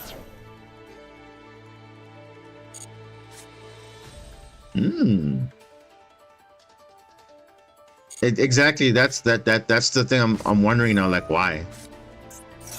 Droll. We can kind of plan a draw because we have everything technically we need here. So just have to make sure we play through this board, but and we can force out Desiree Negate. Yeah, let's force it out because we have draw here. We can obviously you can negate it if he wants to. If he wants to, but I mean, is that really a good negate? Okay.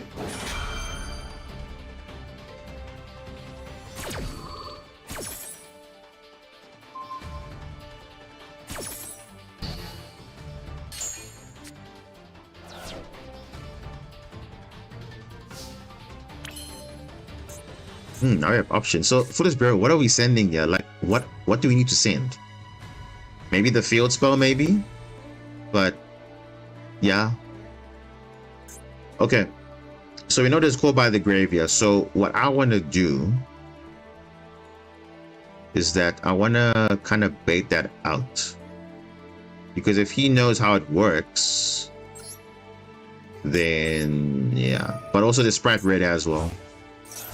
And I kind of want Poseidon to resolve.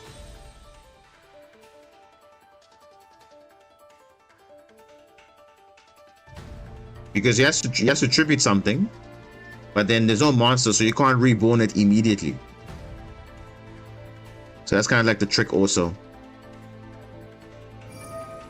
Okay. It's fine.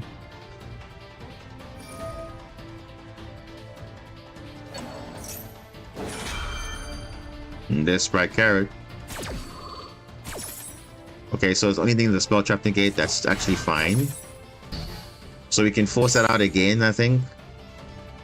Yeah, let's force something out with Sprite Carrot. But again, what am I sending even? I'll probably just send like the field spell or whatever, because that might be relevant to pick up later. But other than that, yeah. So what I am gonna do actually, gonna use Ron Adrian discard. I'm gonna keep Mandarin for the normal summon. I'm gonna play my best to play around the Little Knight because that's the only thing that is major and only the Goddess. But I can't really force it out because I can't target it, but that's the best I can do.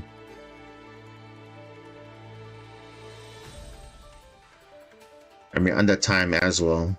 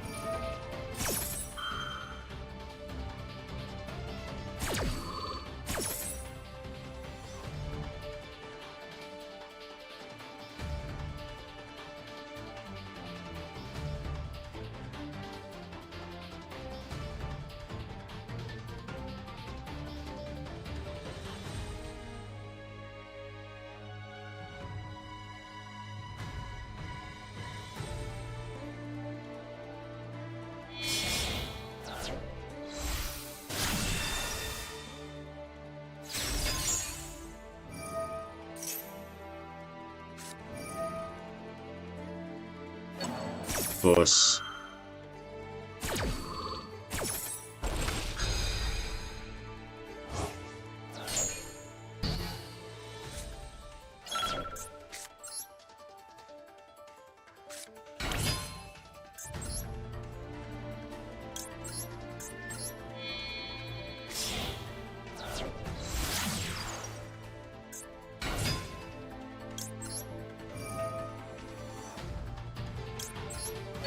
And that's pretty much the main play now.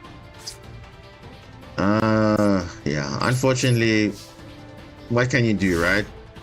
I mean, that's what Sprite does, right?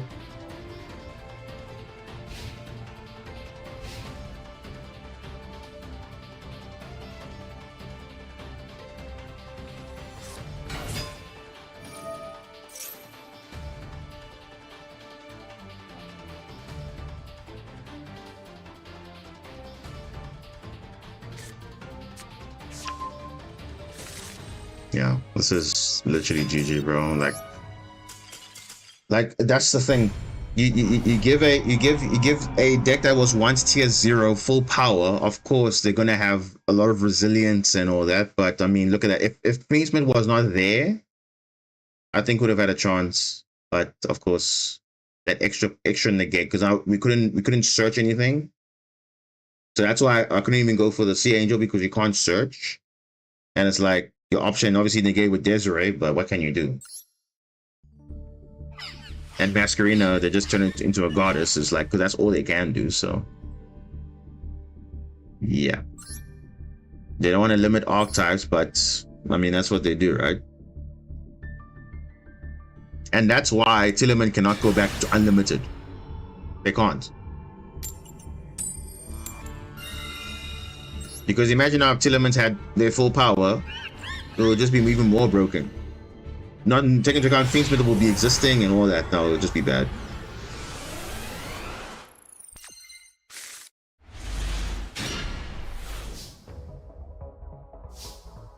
Tidal. Would have been useful if I had another monster, but not the right one. Yeah, I know what you mean, card limits. I know what you mean, like missing actual restrictions or summoning. But no, they completely forgot about that.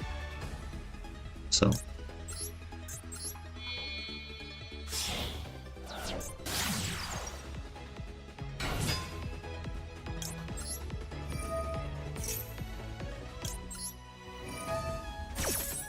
Because nowadays they have to obviously sell cards, and obviously you don't want cards with like 100 restrictions. Oh, look at this. Oh my gosh. Look at this, bro. What is this hand, guys? What? Deception, which normally you search for, you hard drew. Millennium is fine, but you got White Forest also. You have, bro, this is disgusting, bro. Literally a custom hand, bro. What is that? Look at that. Custom hand. That's crazy, though. Wow. Literally a custom hand. Unbelievable.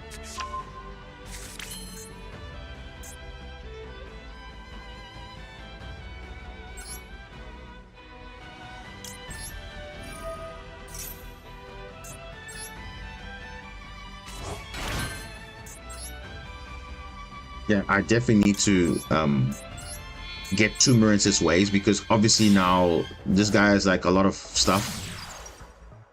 I mean, I'll probably Ash with Deception, which is fine, but he has Call By. That's the issue. That's my only issue now with that, because he has Call By for that Ash, which is like, ugh, whatever. So that's why I need 2 Marins's wave, and I'll probably do it like this. Unless he ashes here, which is like, alright.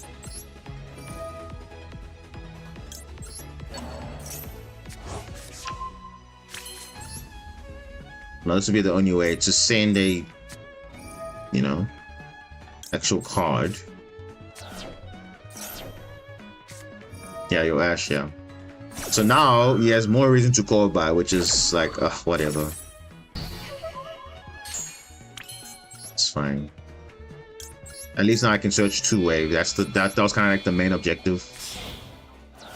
But he'll just use Millennium probably and then go for game, but I think we should be okay. But I mean,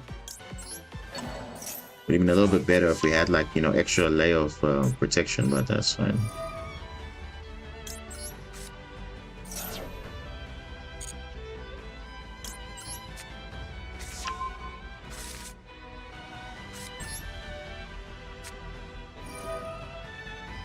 Because I'm pretty sure he plays Fiendsmith as well.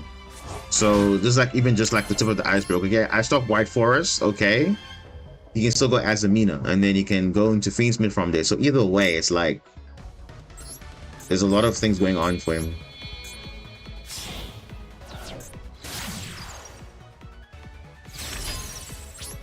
I mean, the Nibiru might come up, but depending on what his next draw is, I don't think it will actually matter, because again the call by is there for the Ash, and damn.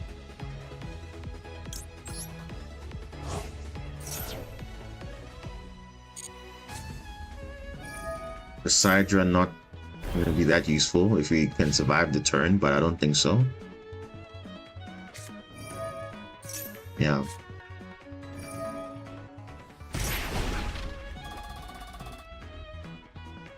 No.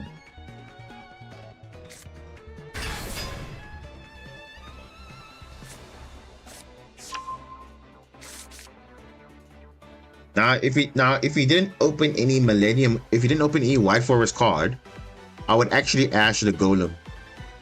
I wouldn't Ash this. I would Ash the Golem, because that switches the way you temple.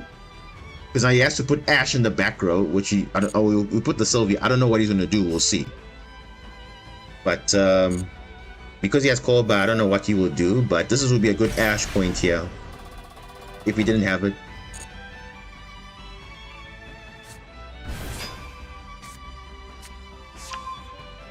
But are you gonna put Sylvie in the back row? I don't think so. You're not gonna do that, are you? Unless you drew another hand trap, maybe. But yeah.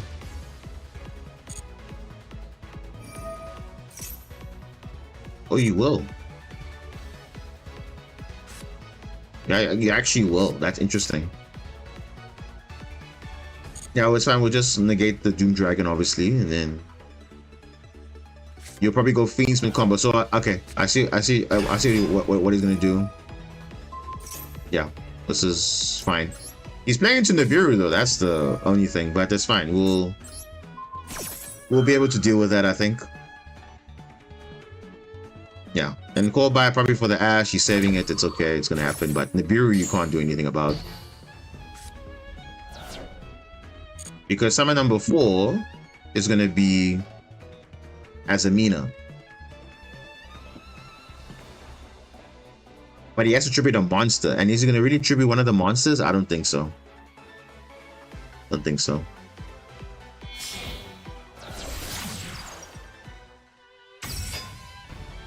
Moon of Close Heaven. No, it's fine. Don't. He's playing to Nibiru, so I'm not worried. If he's not making Azamina now, I'm gonna like just like, what even is the point?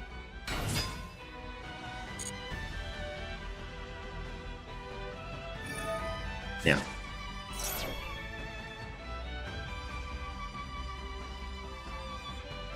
Hmm.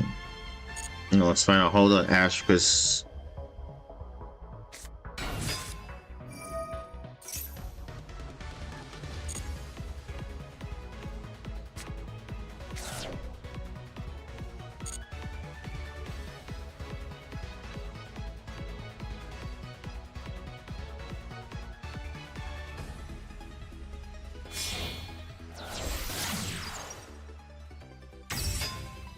we can negate sequence. I think that's a fair shout. We can negate sequence. Obviously, we have to negate sequence. Obviously, that's why I like 2-wave, guys. I don't know, people playing 1-wave, it's not optimal because you see now the 2-wave does come up. I know it sucks to draw it, but I don't have a problem with it. Yeah.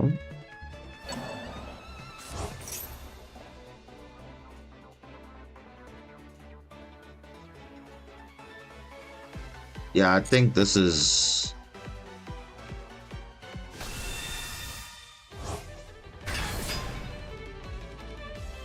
And you see, he has a normal summon yet. I'm actually worried about that because he has a normal summon and I don't know what is he waiting on. So I feel like I need to just like not...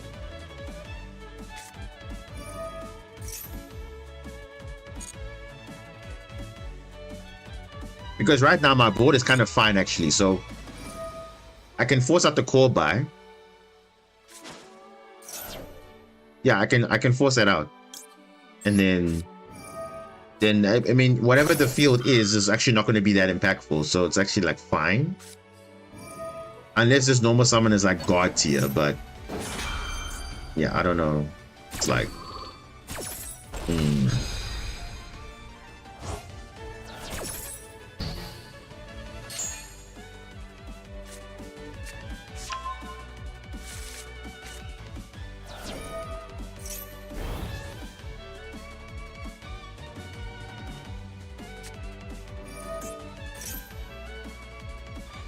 oh no. Yeah, I don't know. For Soligo.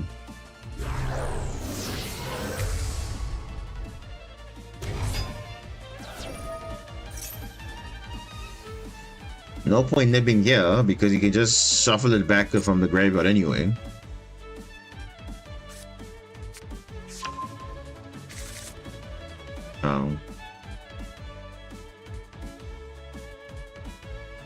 Oh, actually, you know what?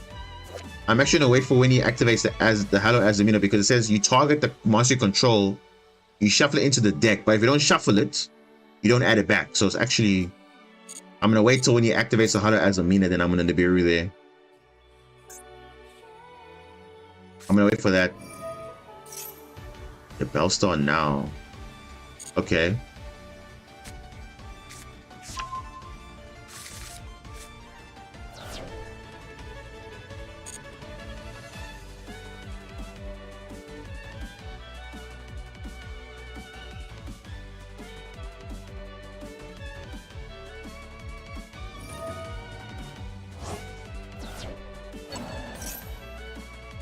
Okay. Oh, drawing a card. What? Oh no, that's that. If he draws a white forest, it's gonna be like, wow, bro. Like, what are the odds of that? Because that's gonna make up. Oh, what?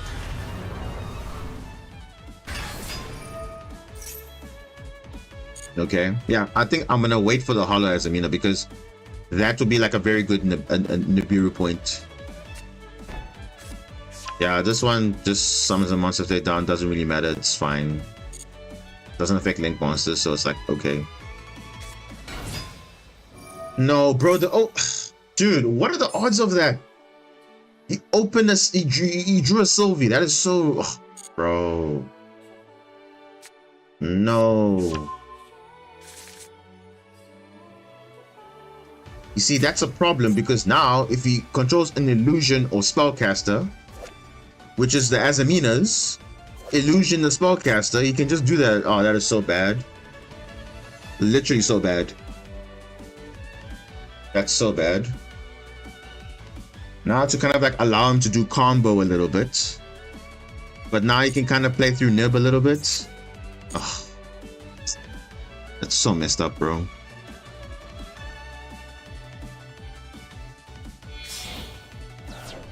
And he can make Baron de Fleur now. Ah, this game, bro, is so annoying. Because, like, you're just rewarding these guys, bro. Like, what are the odds of that? Now my Nibiru is kind of useless now because it's like, what are you holding on for? What are you holding on to it for? Oh, no, man. That's bad.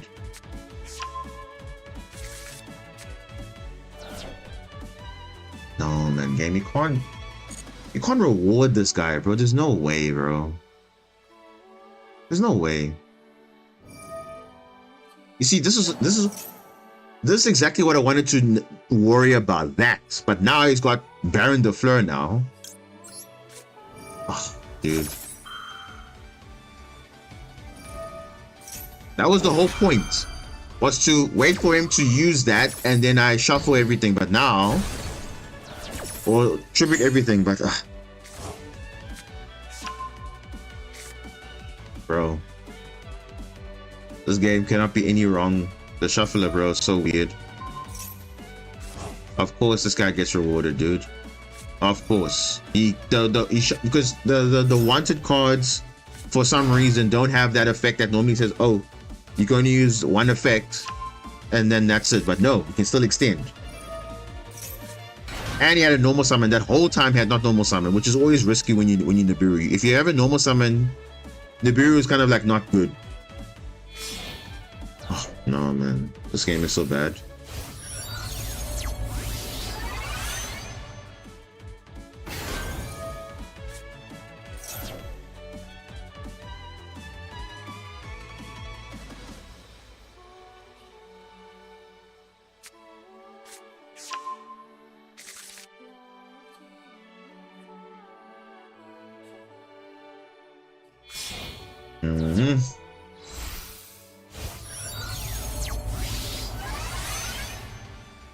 Centurion?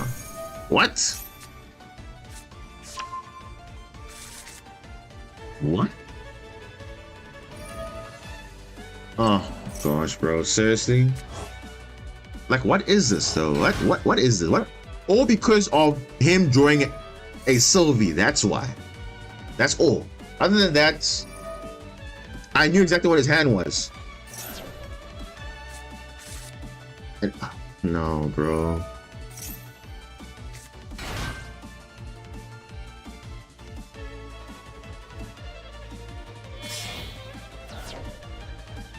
Oh, and he's got Visas Amatera. No. This game, bro. I can't understand. Can you see what I'm saying? One card does way too many things, and this is exactly what it is. Exactly this. That's it. It's not balanced, bro. Clearly,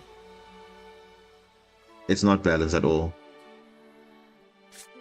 And of course, he had a call by when exactly he needed it. Of course, he did.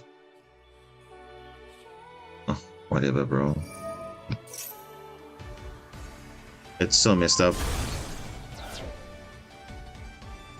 What are the odds of that?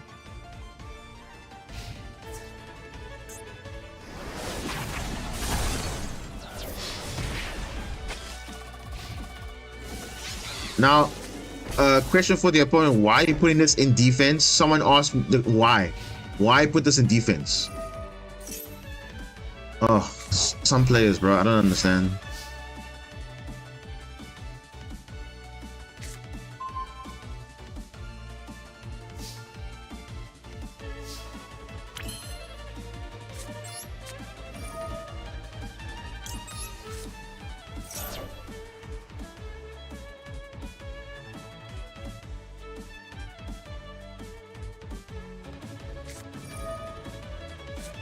What?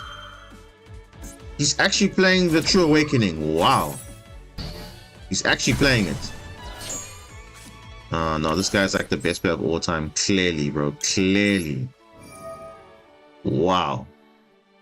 Like, just wow. Um.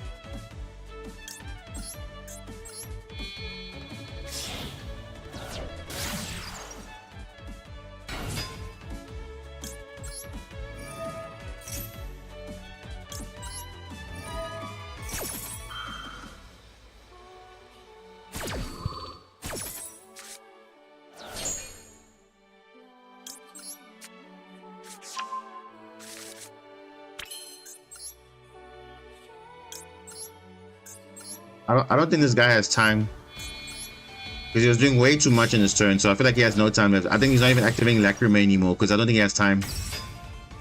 I think he's running out of time.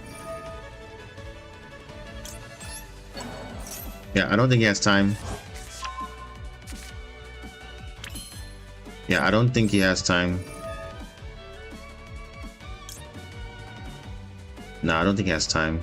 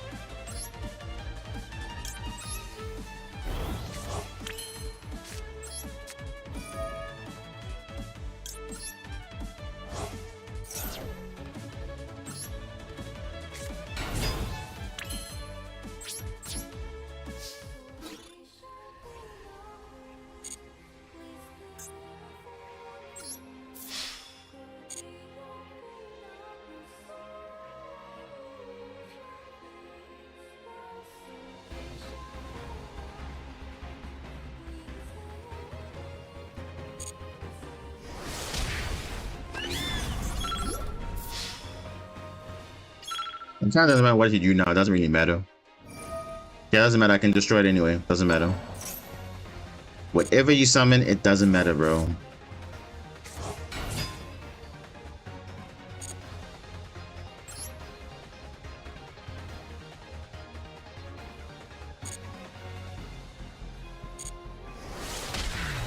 It doesn't matter.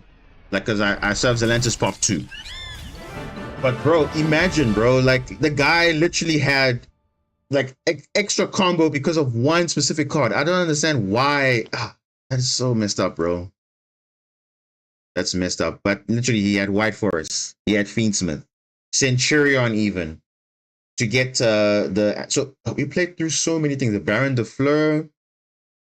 Well, not even played through, but I mean, obviously we used it earlier. But Baron de Fleur, the Centurion Awakening, the Hard Druid, and also the reframing, Vanadium, and we still were able to play. Because like I said, oh, bro, that was a duel. Definitely, I was like, there's no way we can lose that because we literally had like the perfect, like, decent hand, and then obviously decent follow up. But no, there's no way. But hey, we managed to do it. But yo, that was way too much. How are we still in Diamond 3 though? What is going on here? Oh, I know why. Because we're on a random losing streak for some reason. Like, this game is so weird, bro. Like, it is so weird. Like, half of these matchups I could have won, literally. Like, I mean, Sprite, I mean, that's just, you see, they're playing Fiendsmith. Of course they can play Fiendsmith because everything before that, they're not locked into anything. So it's effectively just like, okay, free. And then, yeah, this guy was just like probably the luckiest guy on earth because I did not have proper follow-up. If it wasn't for that, I mean, all I had was evenly matched, but that literally broke his entire deck pretty much. So, and as you can see, this is not abiding on the new ban list, even the Oak also. So you'll see post ban list, no Oak, only one Golem, so they're losing 3 cards. So I don't know what they're going to put in its place, but is it going to mean more fields? They're going to put more Weju Tempo here? I don't know. We'll see. But already that's not like ban list thing, but it's branded, obviously. Yeah, Blue Eyes. To be honest, I don't know why people play this because this is a card you don't even see all the time. It's like literally just, okay, win more card. That's literally it, but you rarely see that.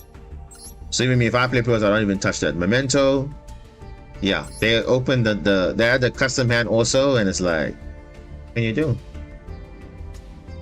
But at least this one is playing pure Memento, so it's like no Fiendsmith because, you know, obviously you can play Fiendsmith in any deck, but sometimes it actually doesn't make it better sometimes. So, and again, another Memento again, and then yeah, we're actually just doing fine, obviously. But I mean, like I said, the issue was just not opening the right cards, but the deck can play.